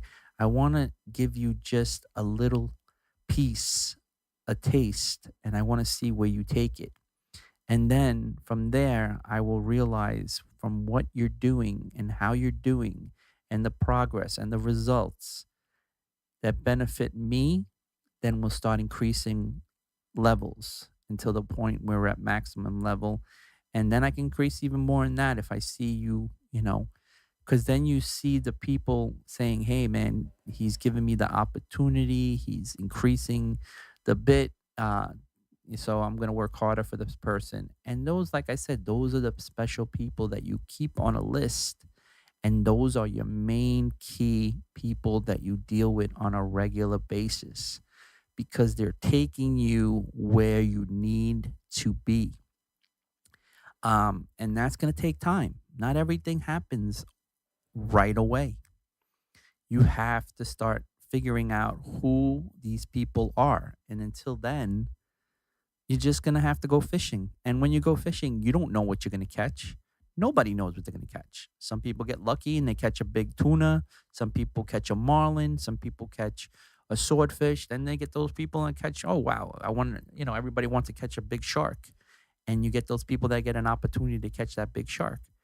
But that big shark is not always in the water. You know what I'm saying? You always catch the little fish sometimes. Sometimes you don't even catch fish. You'll catch a crab or an octopus or whatever. So you have to understand that's how life is. Nobody knows what's going to happen until it happens. If I knew, or if we all knew that, I pick these numbers, they're going to win. I win the Powerball, I win the Mega. That would be a great thing. I would just know. I'm like, hey, I know what the outcome is going to be. It's going to be great. So let's do this. But that's not the way it is. And people do not think that way. People always think that life is against them. And you know what? Truthfully, life is sometimes against you. You have to realize it like, man, I can't get it, man. I can't catch a break. I can't do this. Things are not always going right for me. Life is so stressful and things are so hard. And, I'm working this job. I'm doing this. I'm not seeing myself climbing up the ladder and seeing other people that do nothing and do this. Worry about yourself.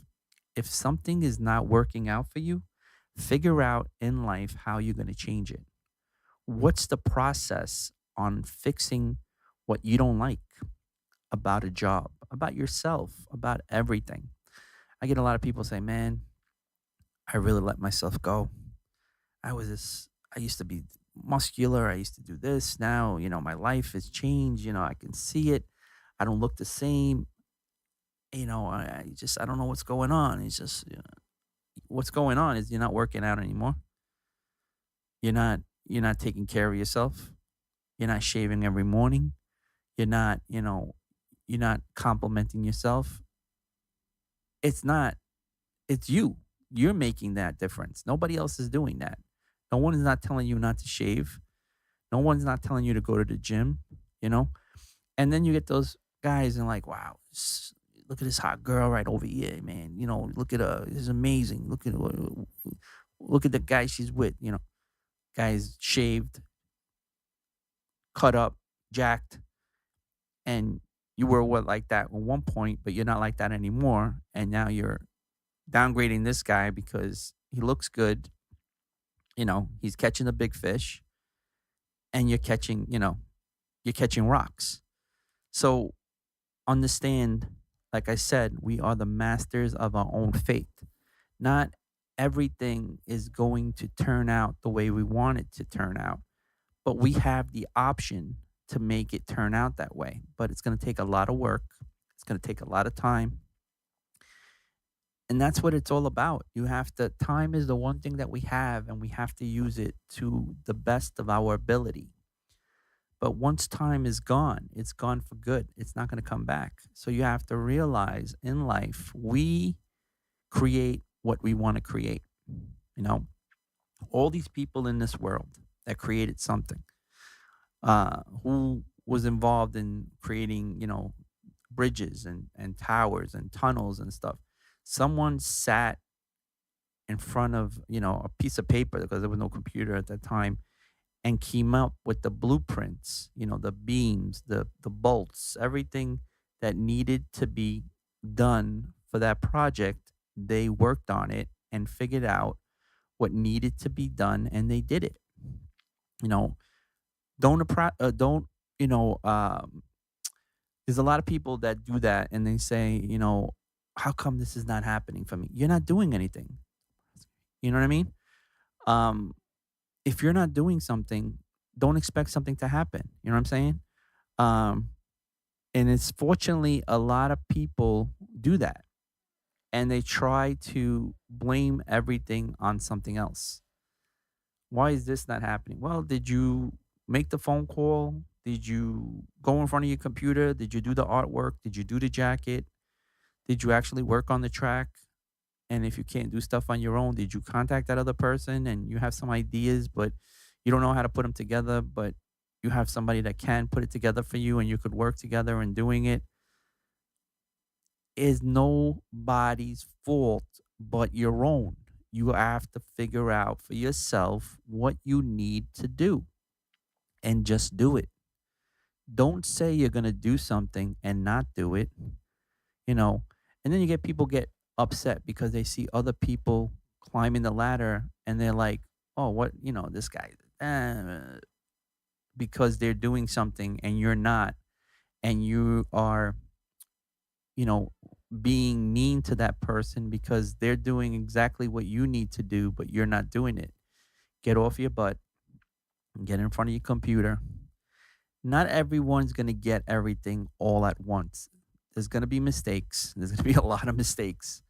Don't think you're going to get on a computer and get one of these plugins or get it one of these, software and become this, Da Vinci of graphic design people. That takes a lot of time. It takes a lot of work. You know what they say, Rome wasn't built in a day. You know what I'm saying? As crazy as it sounds, people don't get it. You know what I'm saying? You have to make the time. Practice makes perfect. You know, if you don't practice, you're never going to get perfect. You know what I mean? You get these guys, these young producers, right? And they eat shit and sleep. It sounds like a track. Eat shit and sleep and rave. Eat, sleep and rave. Um, so they're in front of their computers and they have their little bedroom and they have this computer staring at them every minute when they wake up, when they go to bed. And that's what they do. They just get on that computer and start creating loops and start creating drum patterns and start creating effects and they start creating this and that. And their brain is working, it's feeding itself, it's growing more and more and more. And then you see these young producers that are coming out and they're blowing up. And you're this older producer and things are not turning out the way you want them to turn out.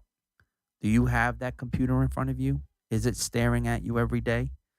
Are you getting on that computer and creating loops and breaks and effects and everything else that needs to get done the way this young kid is doing? That's the thing. You have to focus on what you need to get done in life.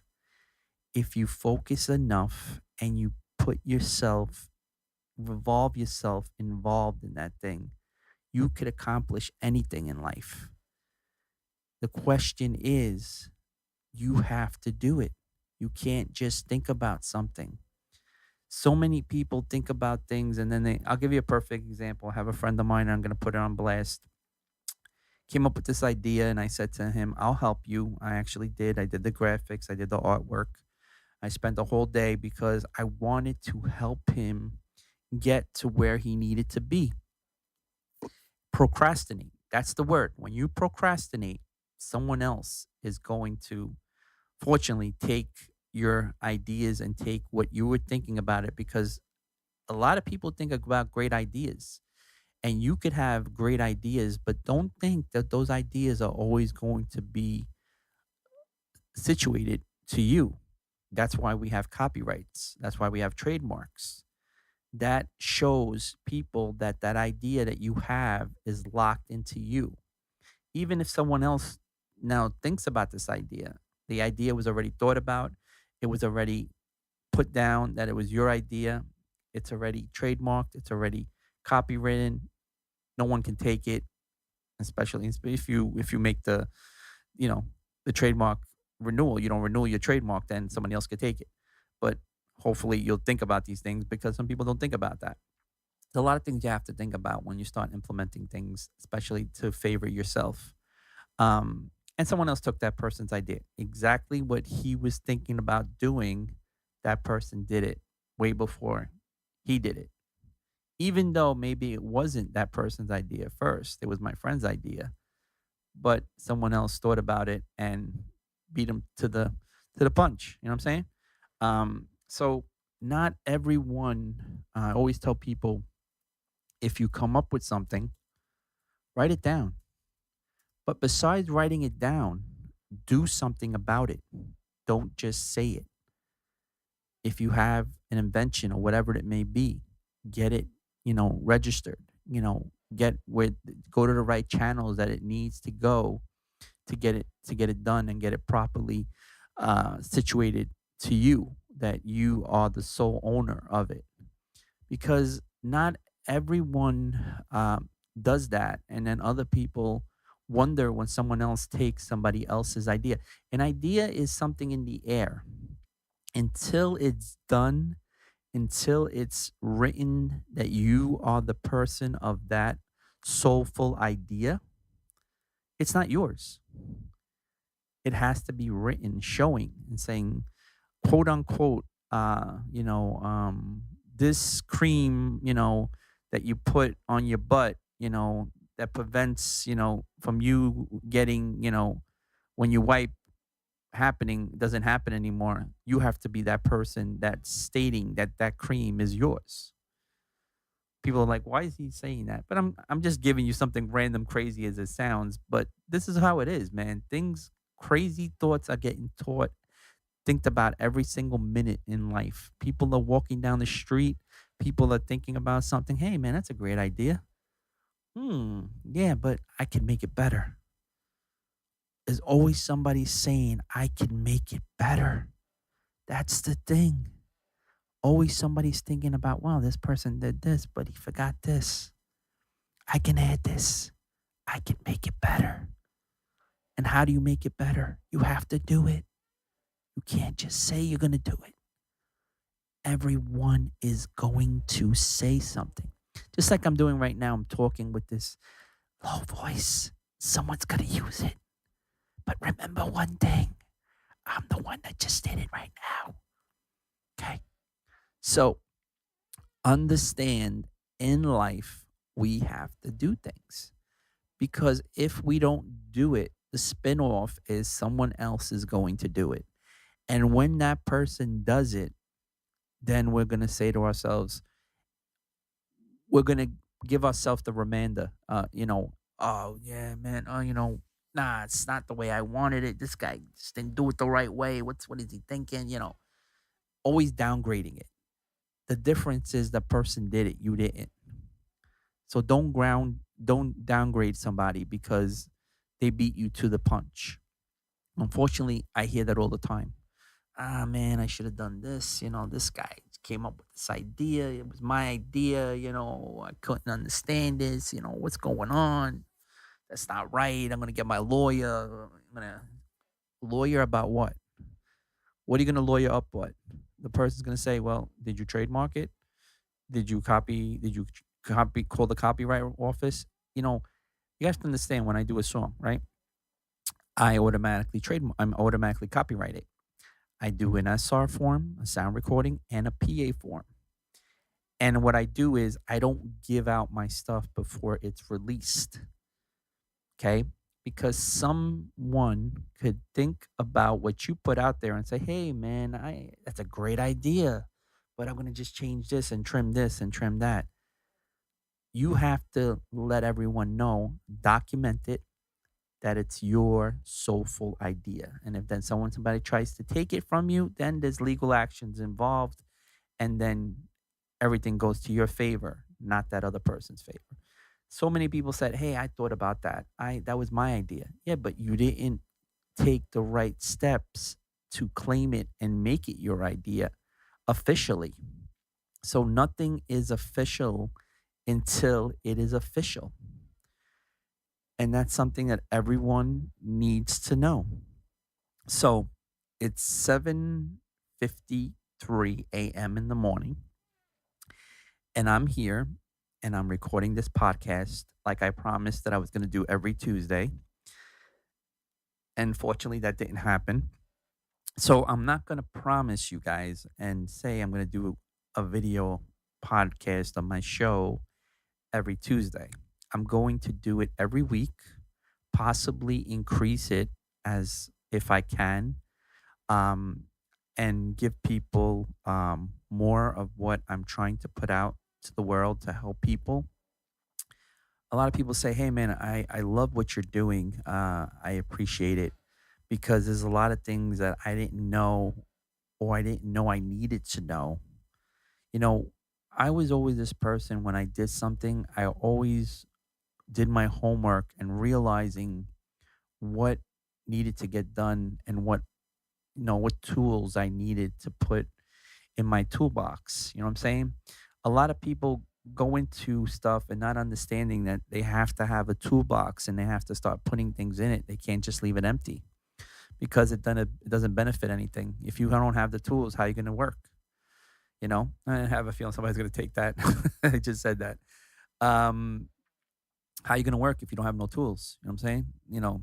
You're not going to have visible tools. Where you going to have a nail? Where's it going to land? Where you going to mount it?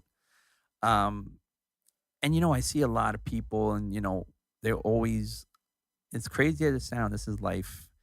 Everybody's always putting somebody down. It's just this is what it is. So we have to realize that. Sometimes I laugh about it. See somebody with a Rolls Royce Don, really expensive car, really really classy, really nice, really unique looking automobile, and you see this person and does not look like that your friend. Okay, let's say your friend's all jacked up and whatever, and this guy's an older guy. He doesn't take care of himself, but he's got he's got the scroll, he's got the money. You know what I mean? He's got the cash. Um, and that person's like, and then you see this guy in front of his car with the driver, and then you see this hot looking girl come out of a store or an apartment, and then you say and the guy will go, "What the hell is she looking at him? What does she see in him?" She's looking, you know what she's seeing in him? She's seeing that Rolls Royce Don that she gets to drive in the back seat, and somebody drives her wherever she needs to go.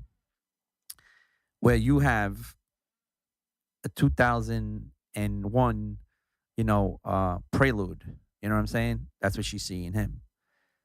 So don't always downgrade somebody because unfortunately they're doing better.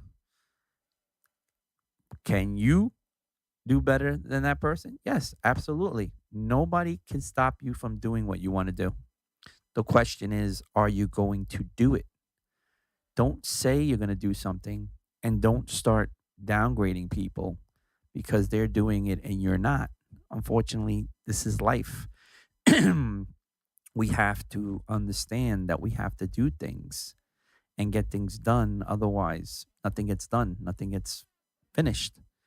So, like I said, there's a progress and there's a toolbox. Understand how it works. I do a track, right? I contact the copyright office. I go and I do a copyright form on the computer, not on paper. I used to do it on paper, but now I do it on the computer. I go in the copyright office. I see what first I do a PA form. That's the arrangement, the music, the melody, the chords, the notes. That's the arrangement of the music, how you created, how it was put together, and then you have the sound recording of it. The sound recording is the actual recording of the track, the master of it. So you have to do all these things to implement all these things that covers you, that the track is yours. So if somebody does something, you sue them, you win because you are the sole owner of that track. So these are things that a lot of people don't understand, a lot of people don't get. There's different situation and parameters that you need to go through to do all these things. Otherwise, nothing gets done properly and you're not going to be safeguarded on that. Nowadays, everyone needs to be safeguarded. You have to always understand, you always have to protect your information, passwords, authorized to password codes. Like if somebody goes on the computer and uses that, tries to go to your computer, you get notified saying somebody's using it and they can't get into the computer because they're not getting the bing that you connected to that second authorization or that third authorization that's protecting you. Don't just think about, hey, I just did this, I'm fine. Because people look for those loopholes when people are slipping, and that's how people get hurt. Do your homework.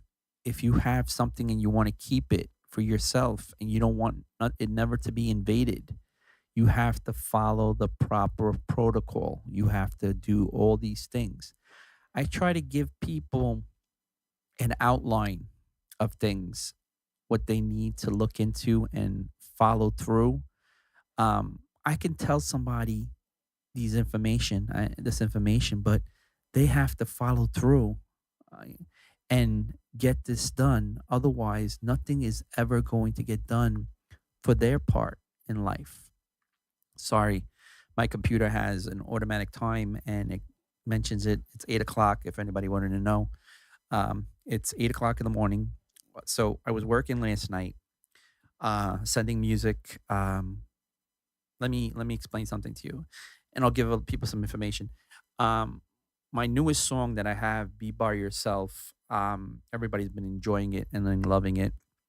It's getting played on a lot of stations, especially one station right now. Everybody's hitting me up about Jams 99.3 FM.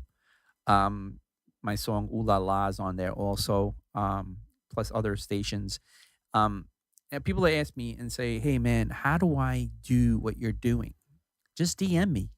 Just DM me, email me, leave a comment on here on my YouTube channel, and shoot me your email if you don't want people to know your business, and I'll contact you and I'll tell you, situations and things you need to do to do what I'm doing or what I started to do.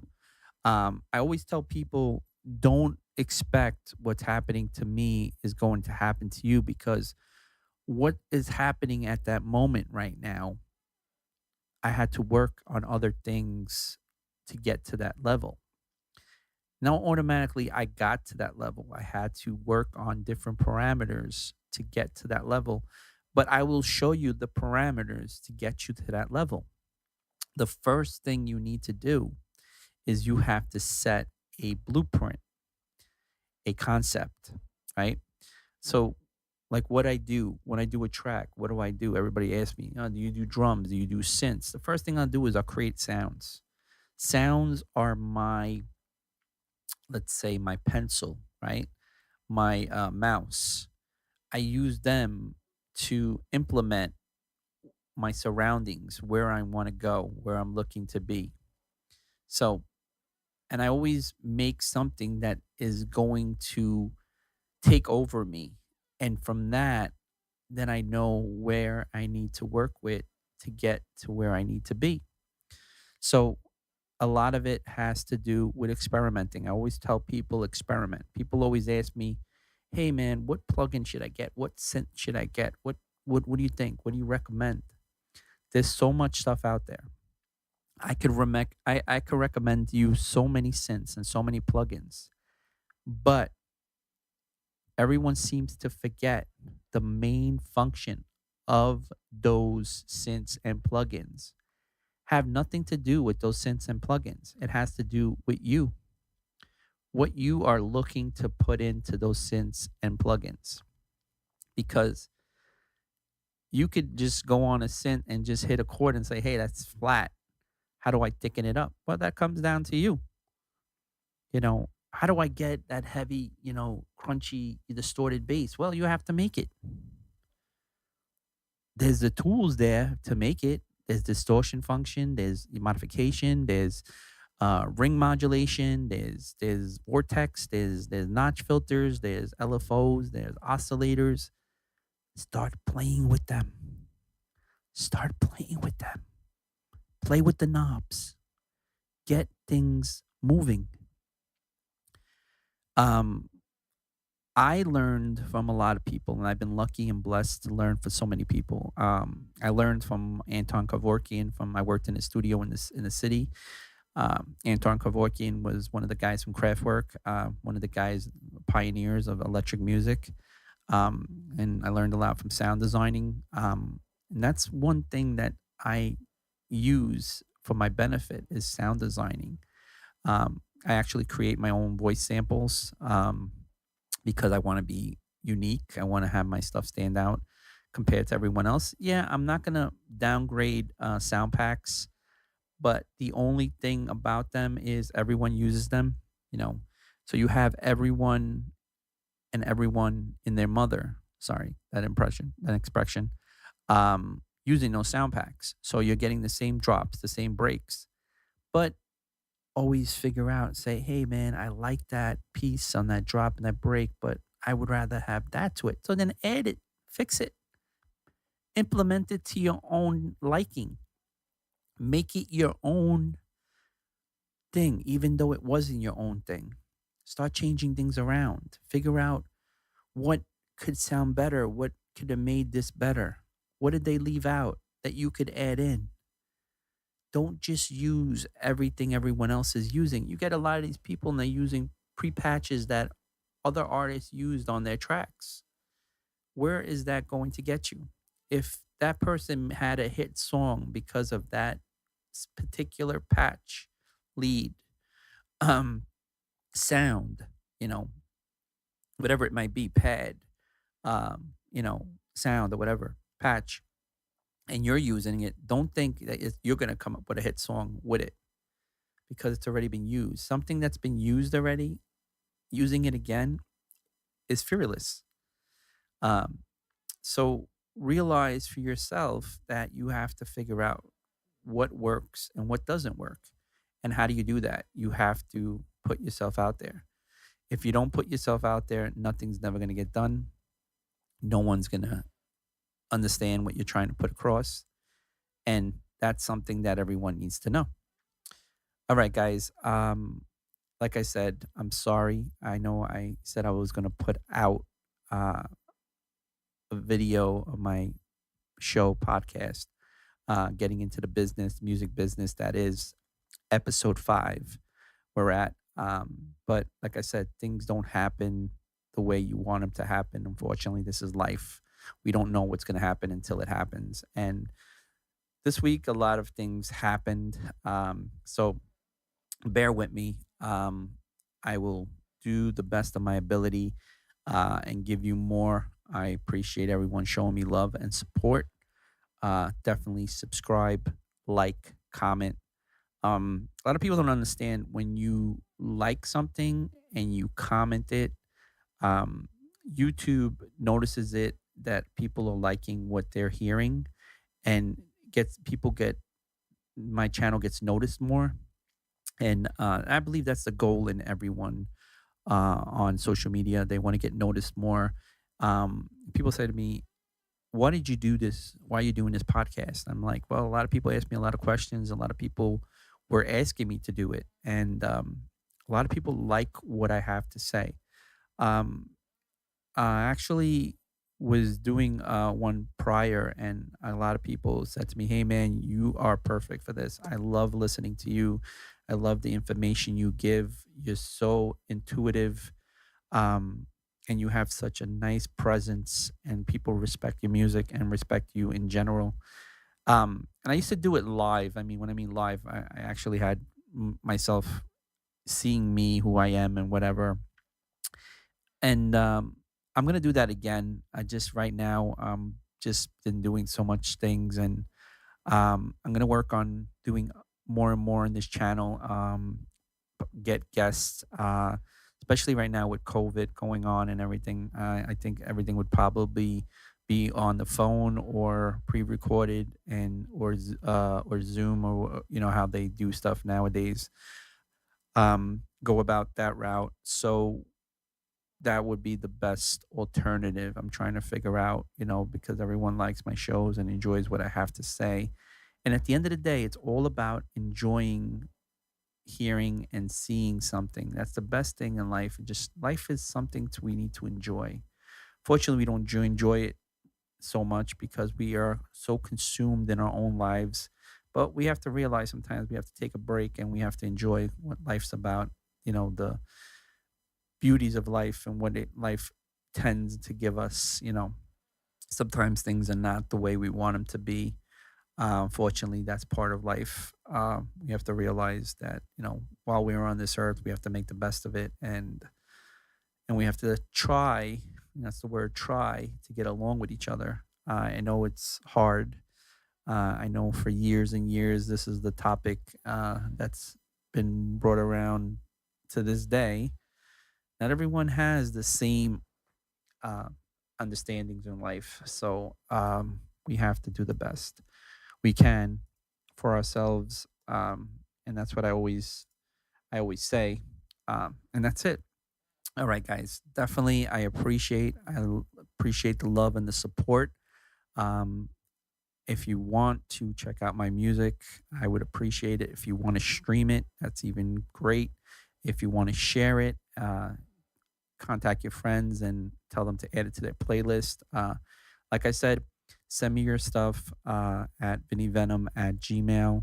And like I said, I can't play your music, but I will mention it, especially if I like the music. I will show the artwork. So please send me the artwork. Um, if you can, send it to me in 13 by 13, 16 by 16. That should be fine. Or you do 650 by 650. Um, and I'll check out both of them and see what works the best. All right, guys. This is Vinny Venom. This is Getting Into the Business, the music business that is episode 5. Thank you for tuning in. Like I said, like, share, and subscribe. And that's it. Be safe, be healthy, be strong, be happy. And I'm out.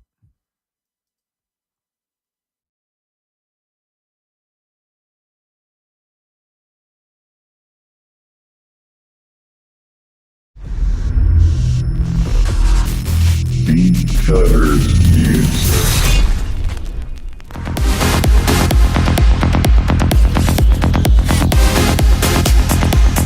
Breaking down cause my jealousy gets the best of me. If this keeps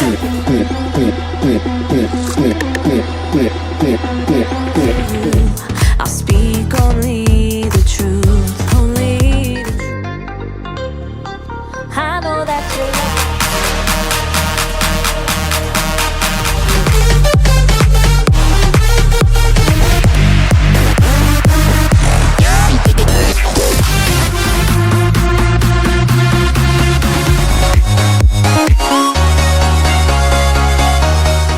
into the business, the music business that is.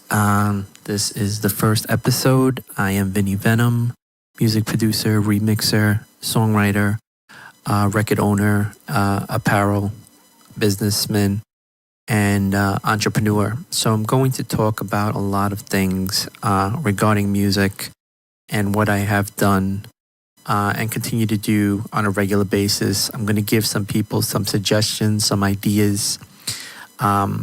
Maybe these ideas will work for you, maybe they won't, but it'll give you an understanding and a set way to go about certain things that maybe you did not know how to go about them before. Like I said, my name is Vinny Venom. I grew up in Bensonhurst, Brooklyn. Growing up in Bensonhurst, Brooklyn, I got to know a lot of different music and a lot of people that created all that type of different music. At an early age, I always enjoyed doing music and I always loved being involved in music one way or another. And for some reason, music was always brought into my life by meeting certain people that were involved in music themselves, either being music producers, songwriters, rappers, etc.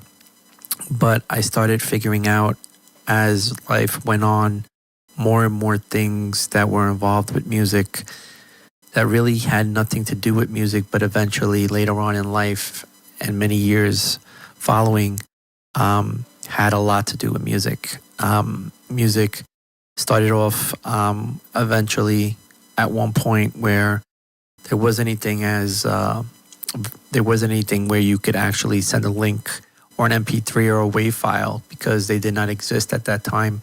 Everything was either vinyl and then eventually being a CD, sending stuff out to DJs and people, record labels, A&Rs, and people involved in any capacity of music in what situation that you were trying to get across. You had to get vinyl pressed, and vinyl was very expensive.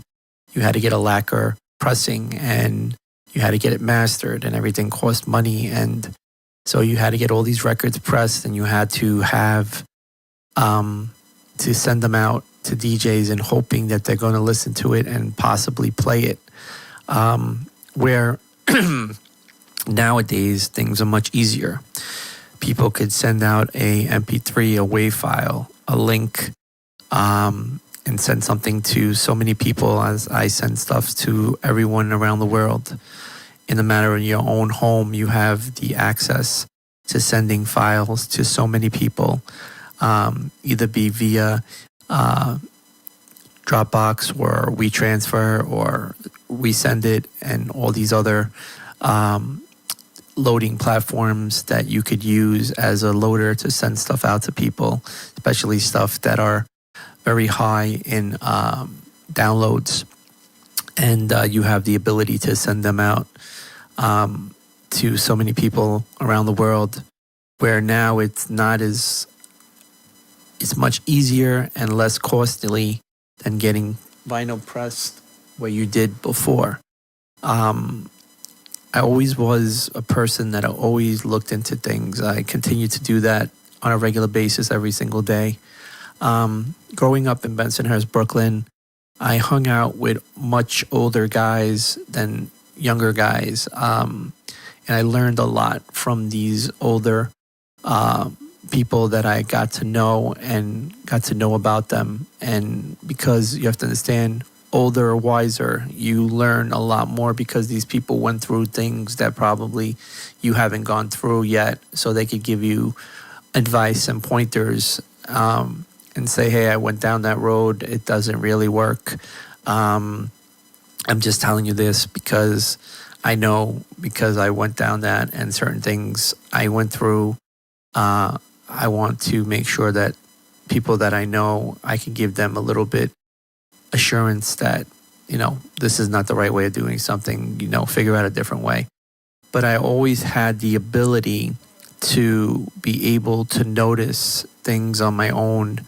Always was taught things like treat people with respect, treat people the way you would want to be treated. If somebody doesn't treat you the way you would want to be treated, then there's no reason to be around that person. Let go of those people nice and slow. Don't insult them. Just go on your way. And if you see them, just say hello and goodbye and move on with your life. And just understand that certain people in life help you grow, and then there's certain people that just don't let you go anywhere in life. And being around a lot of people and learning and observing and seeing things for myself, and a lot of people, successful people always say, always be around people that you are going to grow with them, and you guys are going to grow together, and help each other at the end of the day. Don't be around people that bring you down and are not going places on their own and not going to take you going anywhere either. So you have to figure out for yourself what's the right way and what's the wrong way. And 9 out of 10, you always know what the wrong way is. So you should know that it's the wrong way to do something. So you shouldn't attempt to actually do it, because knowing that it's the wrong way, and there's going to be consequences for following that wrong way path. I believe everything in life happens. Sometimes, crazy as it sounds, things happen for a reason. A lot of people are working 9 to 5. Some people working 2 or 3 jobs, trying to survive. And in the process of that, working those 3 jobs, also following their fantasies, their goals, their dreams, and trying to make them happen so they don't have to work those 3 jobs anymore. I hear a lot of people saying that, I'm working this job, but it's barely paying the bills. I had to take on another job to pay the bills, and I'm really not happy. I'm not really content because I'm doing something that really doesn't make me feel that I'm doing what I was set out to do and what I'm trying to do and what I believe is set out to do in general and what was my gift. For some reason, everything on that level is holding back and trying to figure out for myself where I need to go about it. And there's so many people in that situation that end up giving up. And I actually spoke about this a while ago and saying stuff like, nobody knows the amount of people that commit suicide every year, especially entertainer people, artists, that just get fed up with everything because what they really want to do in life, they're not able to do it anymore because for some reason they're having issues and obstacles in their path. And they're just saying to themselves, I can't deal with this anymore, so I'm just going to throw in the towel and just give up. And so many people done that I know, talented people, and they just, a lot of them tell me and say, hey man, I hand it to you because I couldn't do it anymore. I just had to give up because it was too stressful. It was too overbearing. It kept taking me, to the point where I just wanted to pull my hair out of my head and I couldn't do it anymore. So I figured I'd just give up and just continue to do what I was doing, and eventually I'll find something else in life that'll make me happy. And then they never find that, and they're always not content of what they're doing. And to the point where they start getting, sad to say, hating life and hating every day and seeing it every day as being a day that doesn't do anything for them. They're not going anywhere. They're not fulfilling their fantasy, their dreams, and they're just stuck. And that's a horrible way to be. You have to understand, in life, there's always obstacles. There's always things that we have to go through to get through something that we want, something in the most abundance way, So everything takes time. And I always say time is the one thing that we have, and we have so much of it, but we don't have as much time as we think we have of it. Time is something that you can't get back. So once, the clock starts ticking and, the hours and the seconds move, you could never get those back, because if we could, imagine how many things could be changed and how many things could have been reversed and how many things could have not happened because you knew something was going to occur that you really wasn't happy on it happen in general. So as a producer, as a music influencer, and I started to realize there's a lot of things involved in just creating music. There's other things, there's other plateaus, there's other structural understandings that you need to get involved in before things can happen. Like, no one knew that for some reason that you couldn't, after amount of years passed, it was, people always ask me, was it easier then than it was now? It was different. It was totally different. Nowadays, you're having a lot of people getting so much music every single day. You have new music Tuesdays, new music Fridays, and you're getting music not just from one area, but you're getting it from many areas all over the world. You're getting stuff from Italy, you're getting stuff from Germany, you're getting stuff from Britain, you're getting stuff from Israel, you're getting stuff from Belize, you're getting stuff from Spain, you're getting stuff from all over Asia, all over India, everywhere. So, and all over the U.S., you're getting music from New York, you're getting music from California, you're getting music from Jersey, you're getting music from everyone. And people say to me, why is that? Because now it is so easier to create music. You could create music on your phone and save the files and then transfer them to your DAW, either be Logic Pro X or either Ableton or Cubase or Pro Tools or all these other programs that are out there, FL Studio, and you can go home and create something on your phone and then go home and continue taking it to the next level on your computer. I always tell people, if you're going to get equipment, start off slow. Don't start off getting so much of the stuff where you overwhelm yourself, and you're not going to be able to connect to everything.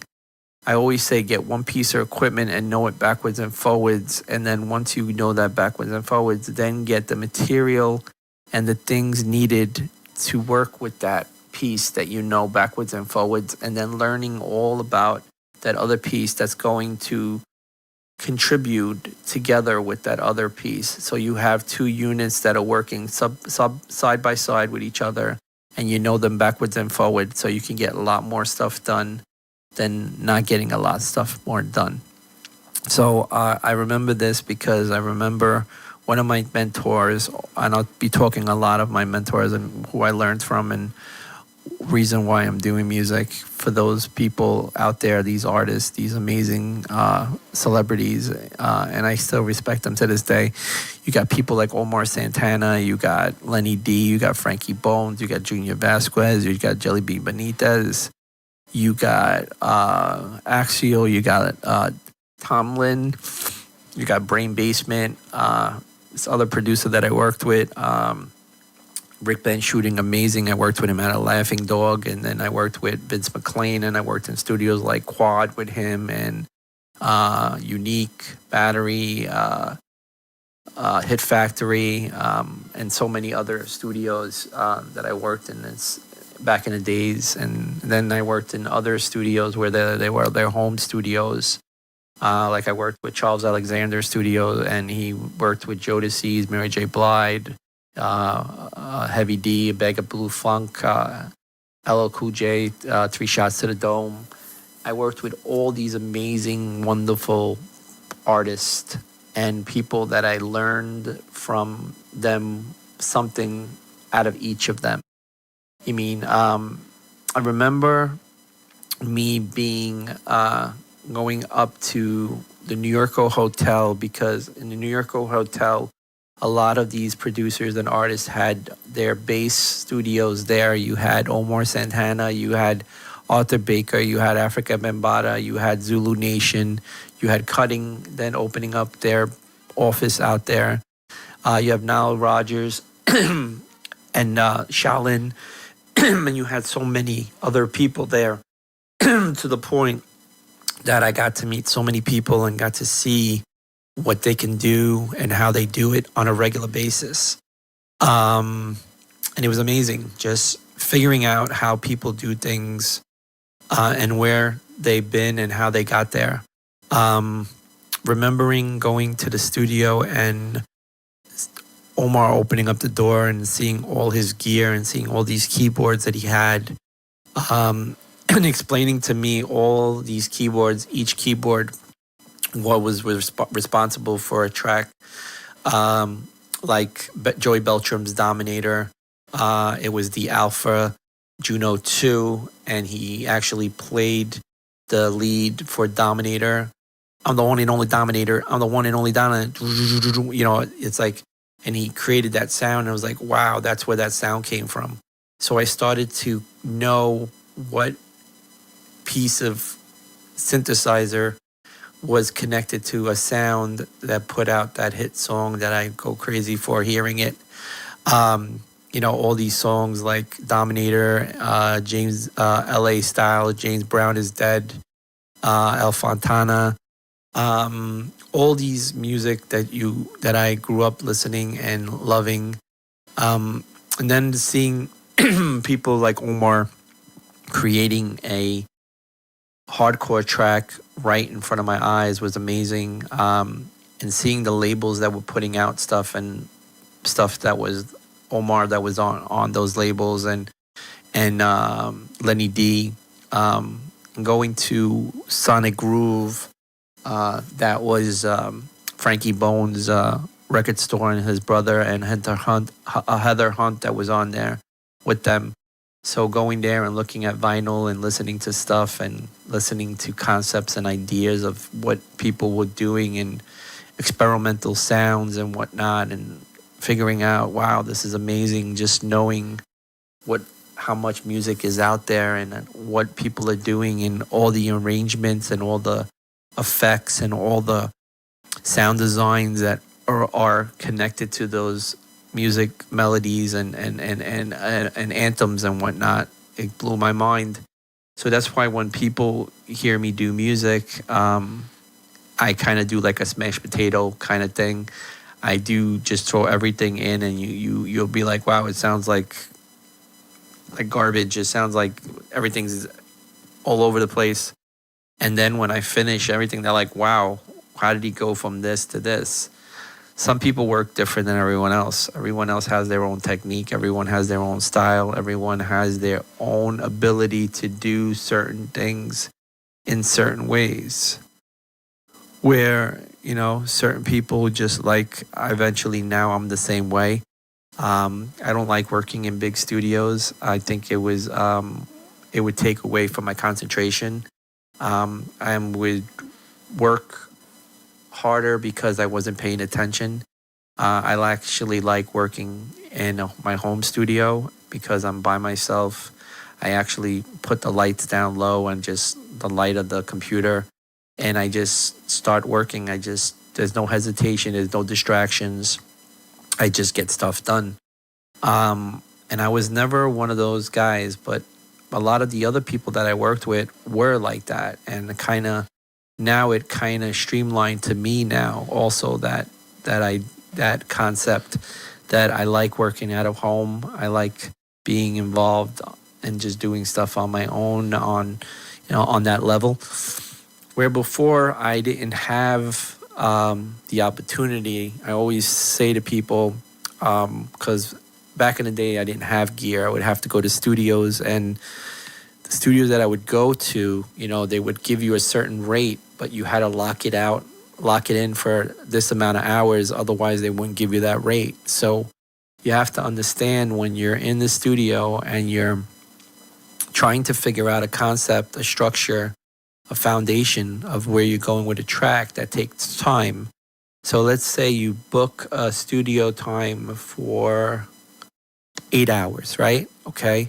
You locked it for 8 hours at a $50 time set price of where they're going to charge you. Every hour is $50 that you're going to be paying the studio, and the person involved running that session that is working for the studio, you're going to be paying them that amount of money. So by the time you get your gear, or by the time everything is set up and everything is ready to go, time already has passed. Remember, time is the one thing that we have, but we don't have much of it. And once it goes for good. You start realizing that even more when you have a set time and the time is costing you money. More time, time costs, is time is money. That's the saying, and it's true. So I started realizing things and started seeing things where I needed to go with these and go with this. Because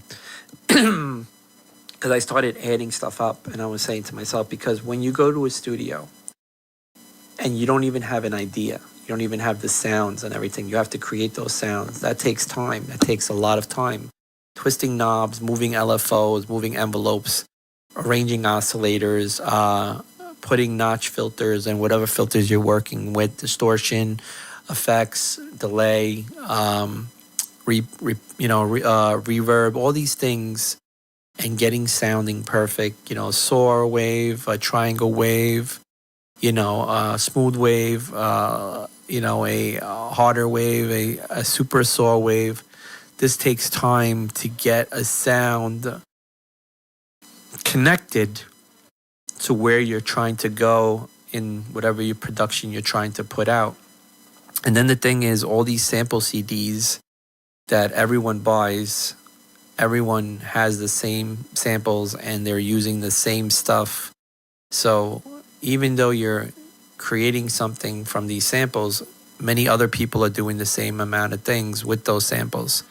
So I'm not saying that using samples are not good, but change them around a little bit, chop them up. I know Tim Berg of Vici, an amazing friend and an amazing producer, an amazing human being, and we lost him, and we lost a real great piece of our life in the music industry because he took music to a different level than if it ever was. He brought it somewhere totally different, and he let us see what music can do and what music can bring a lot of people together, and a lot more stuff can be combined to music, different styles, different arrangements. And remember that Tim used to get, even though getting samples, he would chop them up and come up with his own recipes of ideas. So he would grab that snare, he would grab that hi-hat, he would grab a different loop and arrange it in a different way and put different loops and hi-hats and different toms or whatever they may be, snares, to different pieces and arrange something totally different. Even though they were samples, he was putting his own version to it. So he was creating something that was created, but he was recreating it to his preference. So whatever you were hearing was totally different, even though it was from a sample pack. The way he sliced and chopped everything up and rearranged everything, it was totally different than it was from what, originally was expected from everybody else. Started seeing different ways and different ideas and capabilities to work with music on a different level than they usually worked with before. I remember I worked with a partner of mine, Dave, and we were working on the track, and we were working on it for a while, and we were having a problem because something wasn't fitting in. So from my experience, learning a lot from other producers and figuring out things like stuff like that, I said, oh, let's try a zipper effect, thinking that he knew what I was talking about, and he didn't know what I was talking about. So I had to tell him what to do and what to layer on top of each other and give it that effect as a zipper opening up and entering, the part, the outro melody to go in. And he didn't get it at first until he created it, and then he saw how amazingly it worked with what we were trying to do. So you have to understand, I learned a lot from people, and people learned a lot from me. And I passed on that knowledge to other people, and they will eventually pass it on to other people. And the cycle keeps going and going and repeating itself and giving other people that new and old knowledge together. And then they come up with their own brand new concept of what we did with maybe shorter version and maybe easier version that originally was. You will see it for yourself. You would see when you finally finish something and you're so proud and happy of how it sounds. That's a great feeling in the world. So I learned a lot, and I realized the abundancy of how far people can go doing music. But it all takes the drive and the ambition that the person has and continues to have in life. So certain people told me certain things that till this day, I still implement them, whatever I'm trying to do. And I kind of come up with my own now formula. That's usually what happens. People teach you things, and then eventually you come up with your own ideas and your own concepts from those ideas from back in the day. So you have to understand, I learned a lot. I grew up, like I said, in Brooklyn. I hung out with older guys, so I learned from them, what to do, what not to do. I learned from my grandfather, of course. I learned from my mom. You remember these things, even though these people are not around anymore, they still live in your brain, and you remember the things that they said to you. Don't do this, don't do that.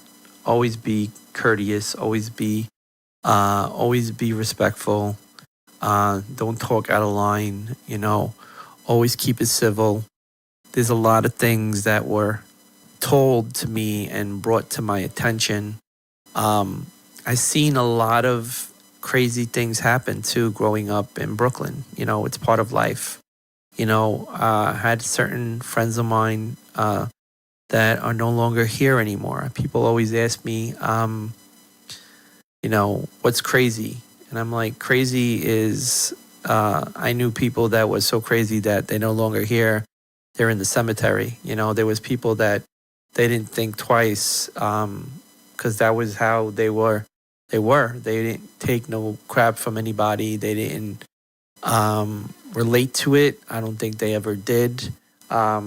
They always reacted the same way. They would always be very, very aggressive at their actions, to the point where a lot of them are not here. And then I started seeing things for myself. And then I started seeing things for myself and saying to myself, hey, this is not the right way to go, because if I continue on this path, I'm going to end up like them or even worse than them. So I started pulling back from where I was and where I was at the time. So I said to myself, maybe I need to go a different way, a different path, because this path is not working, as we can see.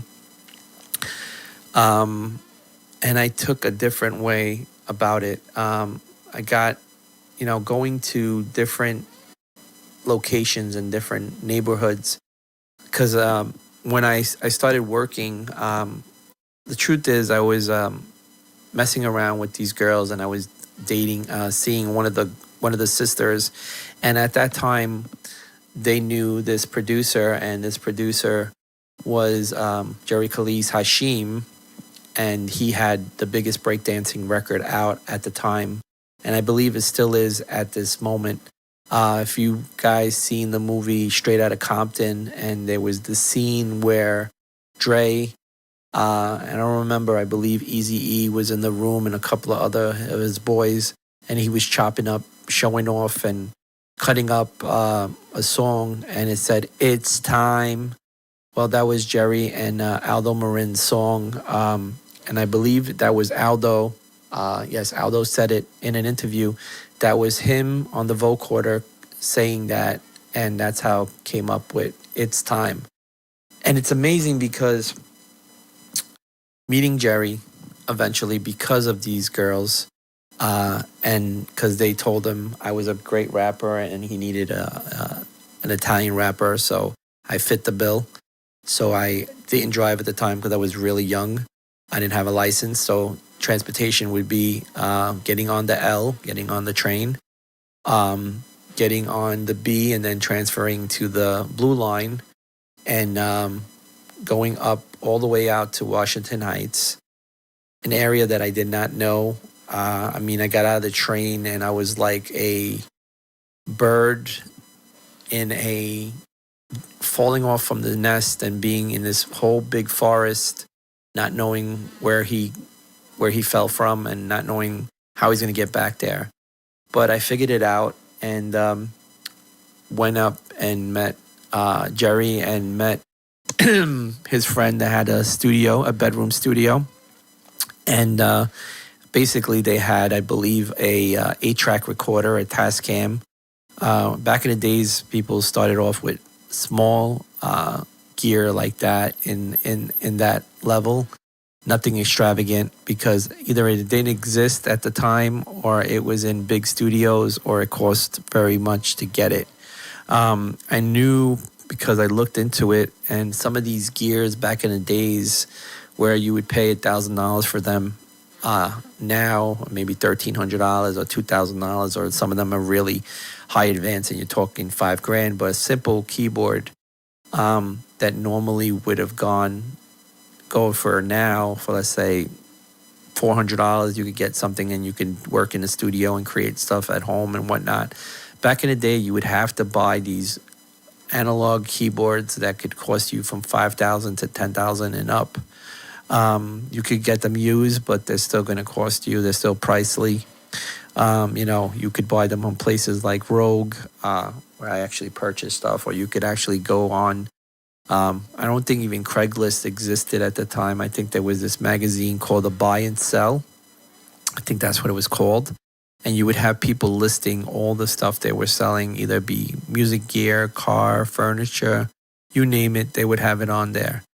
Later on in the years, Craigslist developed and showed up, but until then, there was nothing like that. It was just me calling you and saying, hey, so-and-so, I'm looking for this piece of gear. I hear you have it.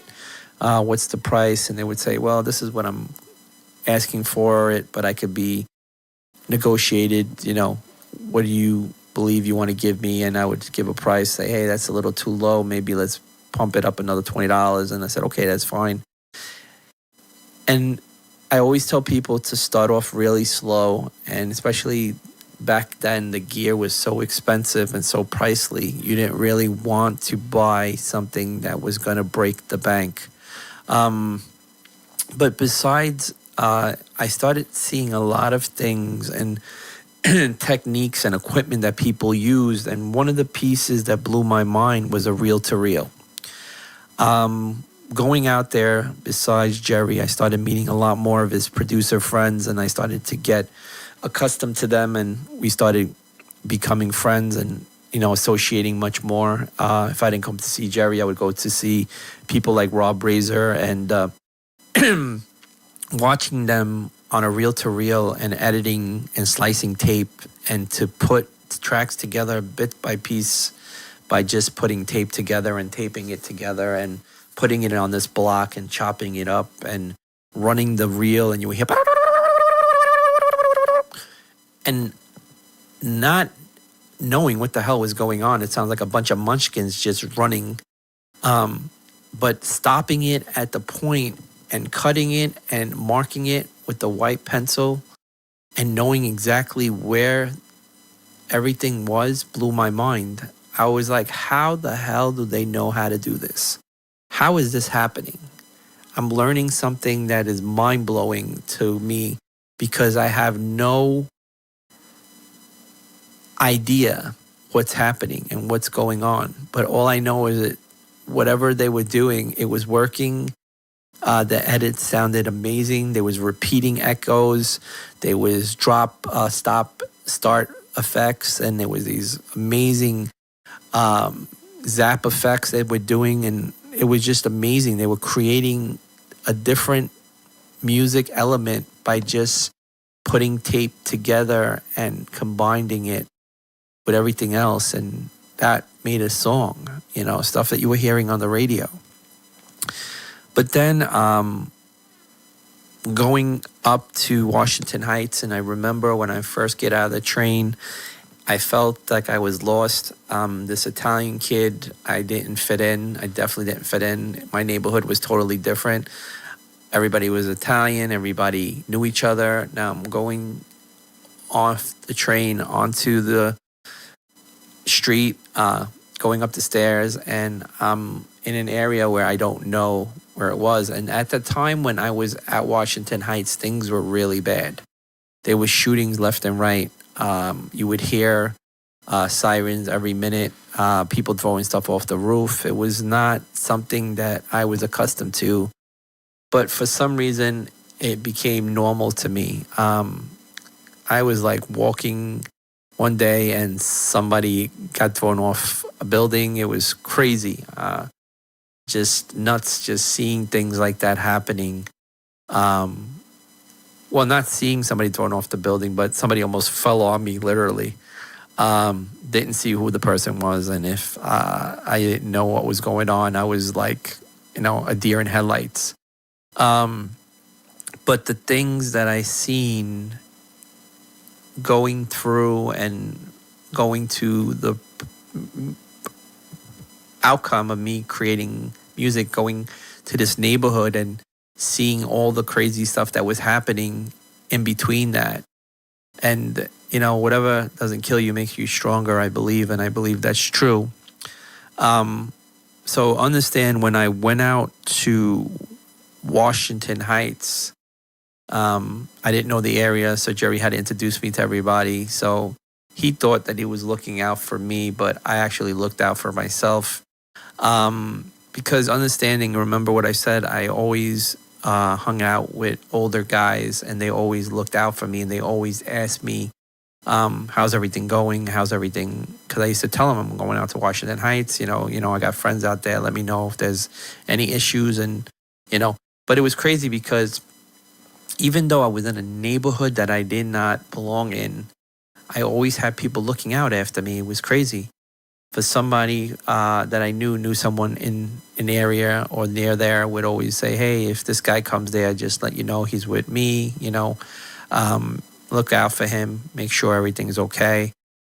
And it was crazy because when I would meet the guys that I hung out with, older guys, they would say, hey, my buddy, told me good things about you. He met you and, blah, blah, blah. I'm like, who do you not know? And it was like the funniest thing because he just smiled and I got it. He's like, even though you're not in this neighborhood, in our neighborhood, we still got you. You know what I mean? And it was crazy because when Jerry came to my neighborhood and Jerry got to see the people that I knew and the people that I hung out with and the people that I associated with, I actually looked out for him when he was in my neighborhood, and it was the opposite when I was in his neighborhood, because when I went there, there's always someone looking to make waves. And I've had a couple of the people out there when I went out to Washington Heights that were trying to, push, rattle the cage. And then I didn't even say nothing. Jerry went over to him and said, hey, there's people you mess around with and there's people you don't mess around with. This is the one person you don't mess around with. And I kind of got to know people, and people got to know me, and they kind of respected me, and I respected them. A lot of pretty Dominican women out there. That was something new for me, something definitely exciting to see. As you get older, you appreciate women more, and you start seeing different races of ethnic groups of people. So you start to see different environments, different styles of what they do. I remember years ago I worked for my father's friend. He passed away. Great guy, Louis. I used to fix copy machines, and I remember going out. I didn't drive at the time either. And I remember we used to get these broken down machines, and they were all dirty, and they looked like they would need to be thrown away. And he showed me with all the chemicals and everything to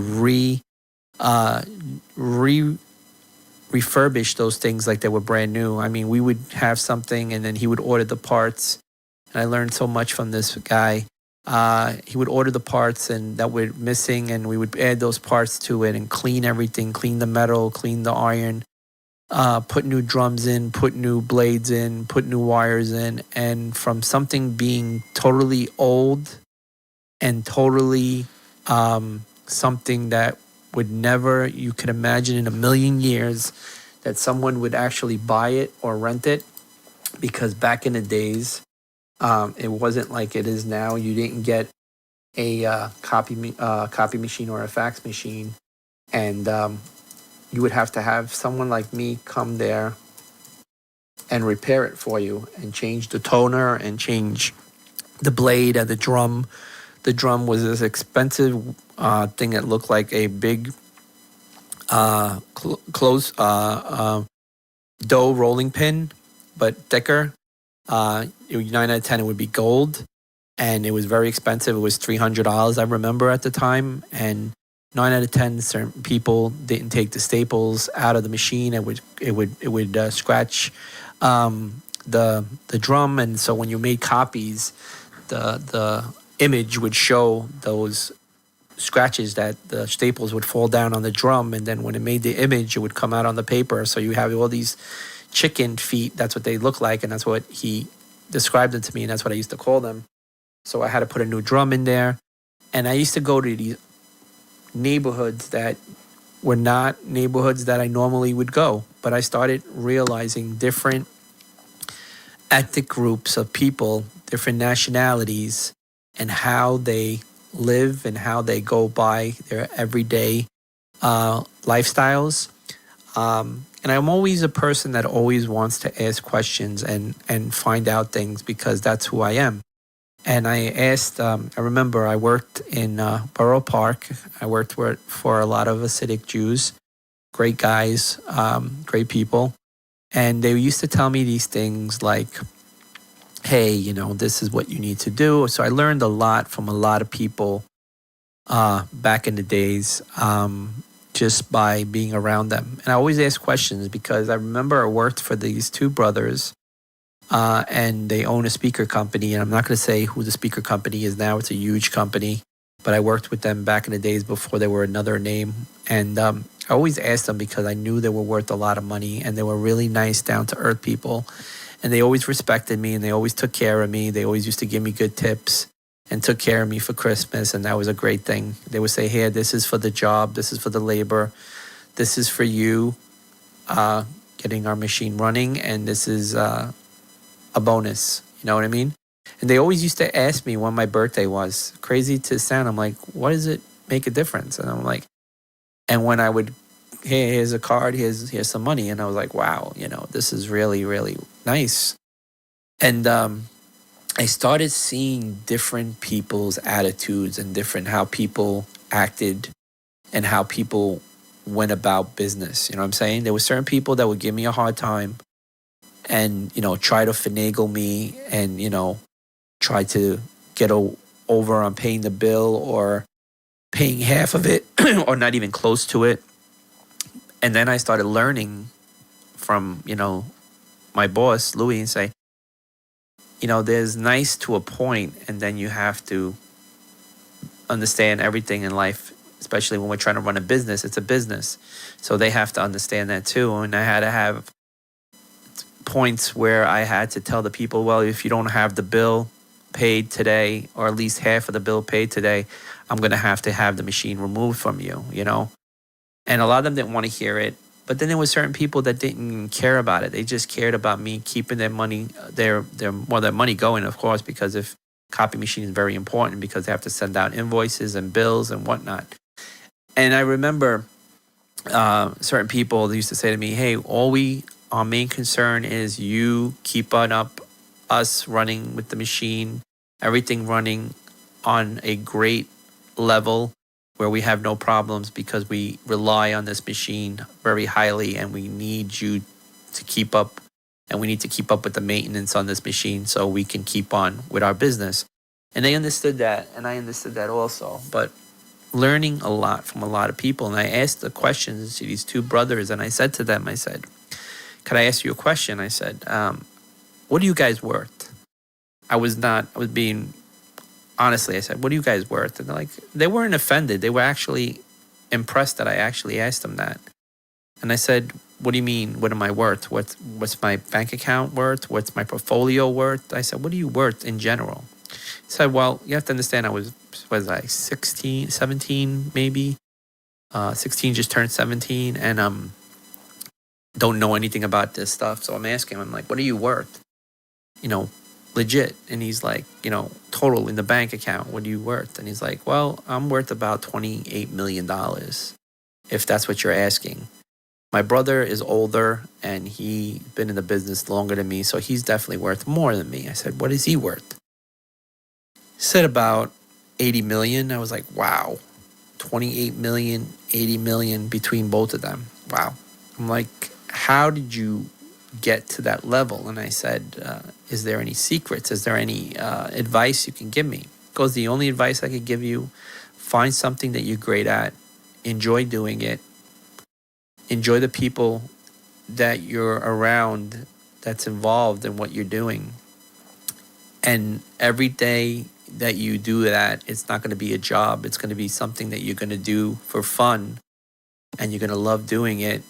And it's going to make you create a living and you're going to get profit from it. And you're going to be amazed because you're doing it with all your heart and all your ambition and all your soul, that you're going to put everything into it, but you're going to love doing it.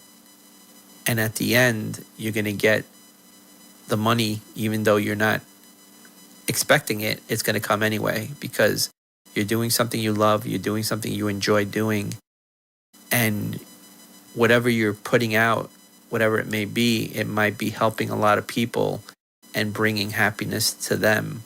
So that's going to bring happiness to you. And I was like, wow, that's some great advice right there. So nowadays, I always realize that certain people are doing things in their lives that they're not really happy with. They're just doing it to pay their bills, pay their electric, their gas, their home insurance, their car insurance, their kids' tuition, you know. But a lot of them have other things that they want to do, but having hard times doing it. I always tell people, if you quit doing something, then you're pretty much locking yourself out of everything. Once you quit, you can't. I'm not saying once you quit, you can't go back. You always could go back. But once you quit, for whatever moment it may be, you're basically stopped in that moment. I always tell people, if you're having a hard time doing something, stop, revise yourself, go back and figure out the mistakes that you might have made and try to repair them, or try to understand, saying, hey, I did this, it didn't work out, so let me try something different, and something that's going to work out for me in the long run. You know, life is really, really short. I'm going to touch on something, and I'm going to let people know. A lot of people know this, a lot of people don't know this, a lot of people know about me, and a lot of people don't know about me. There's certain things in life that money can never buy. And what is that? They say, could money buy happiness? Yes, it can. Could it buy health? To a point. Could it buy getting back someone that you care about if they're at the point where they're doing not so good health-wise? Sometimes they can't. I know that for a fact, because my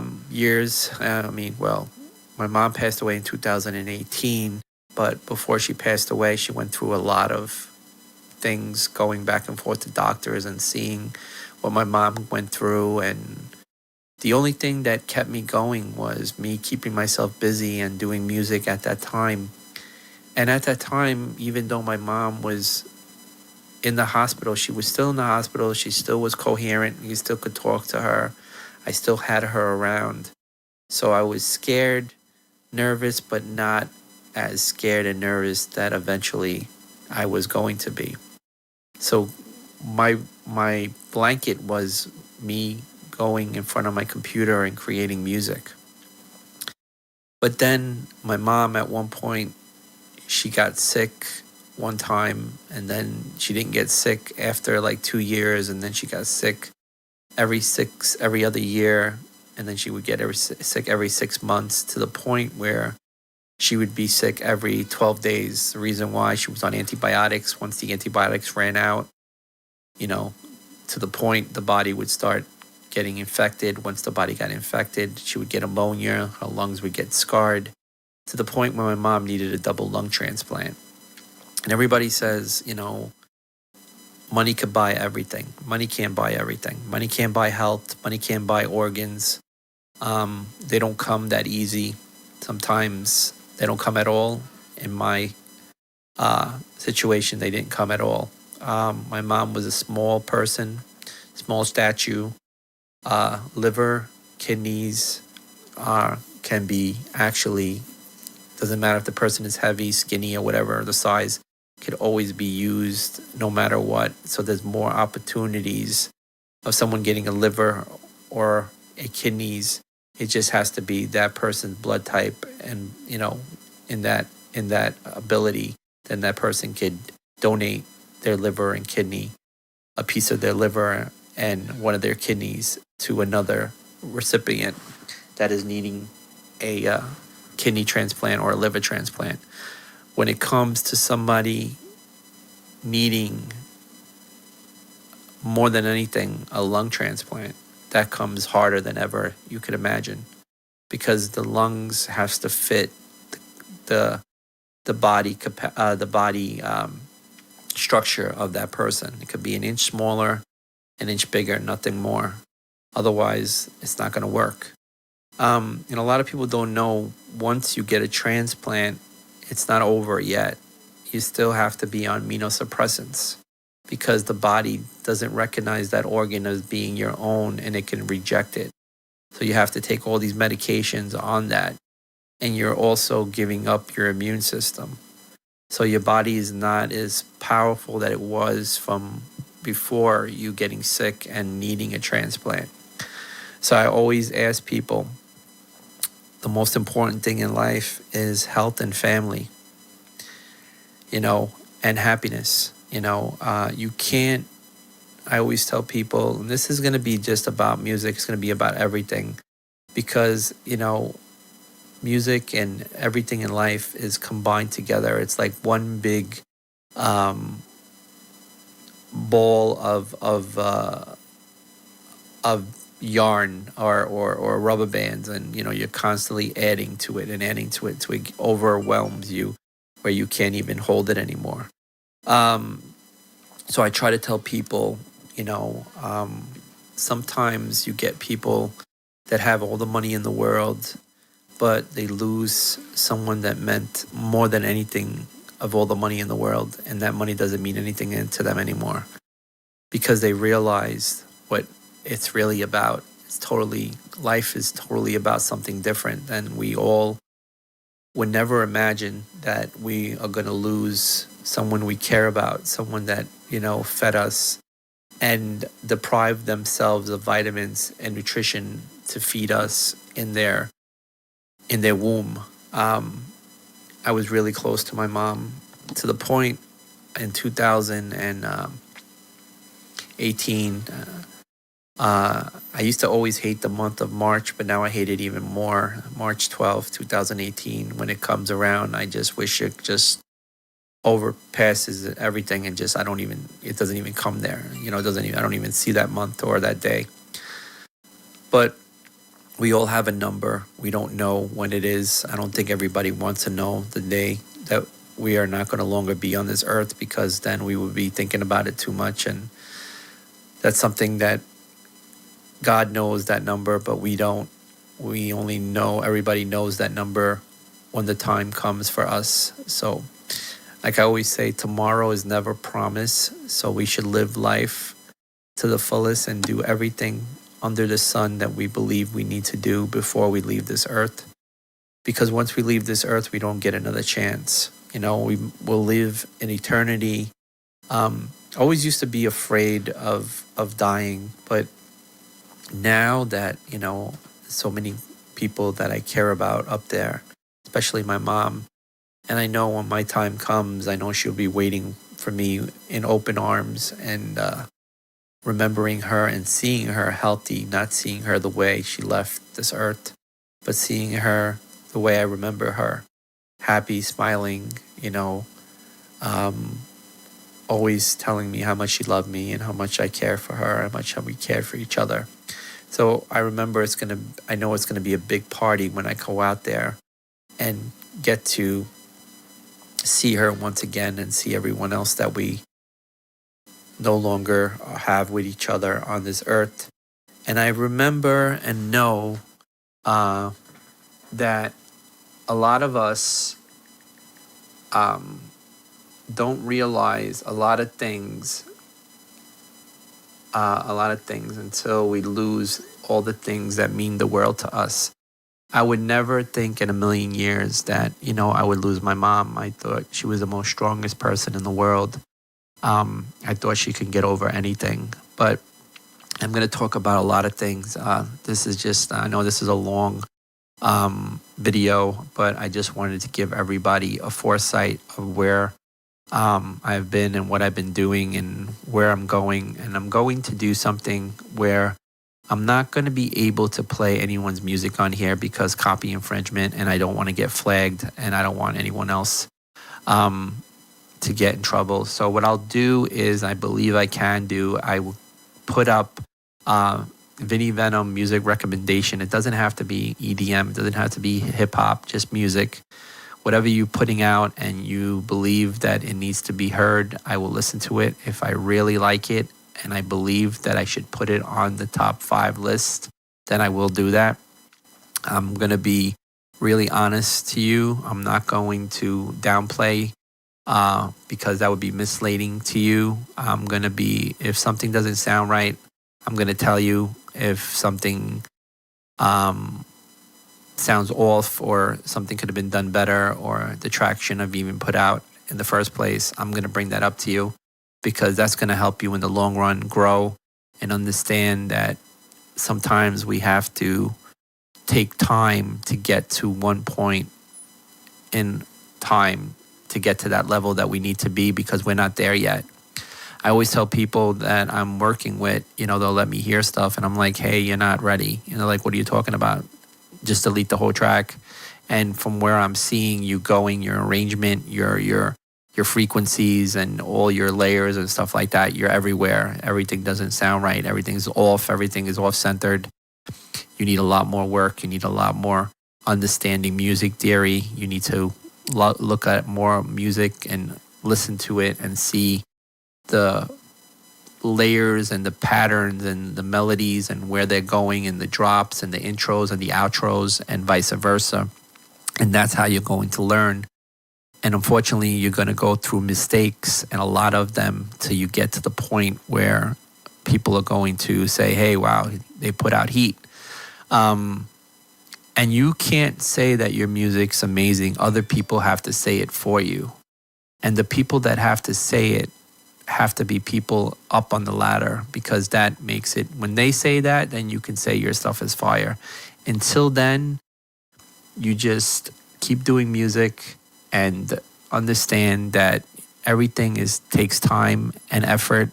And with your constantly practicing and constantly making those mistakes are going to get better and better to the point where you're not going to make those mistakes anymore.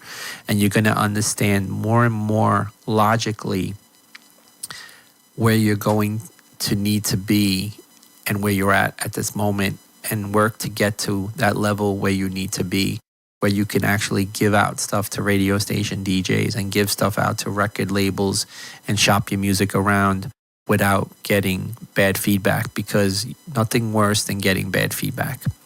All right, guys, this was episode 1 of what I said, getting into the business, the music business that is. I will probably be doing a video every week.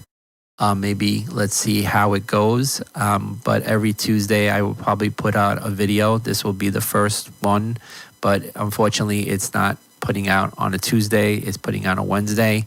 There was a lot involved in getting this video with videos and storage and whatnot. So, all right, guys, take care. And I appreciate your support. Definitely subscribe to my channel. Definitely share it with your friends that want to know a lot more about music. And if you have any questions, hit me up. Send me your music at vinnyvenom@gmail, VINNYVENOM@gmail.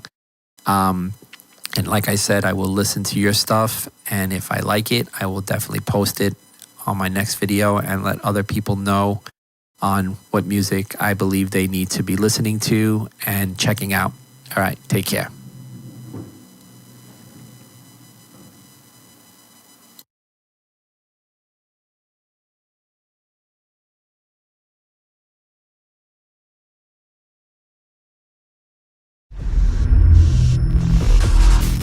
Beatcutterz music.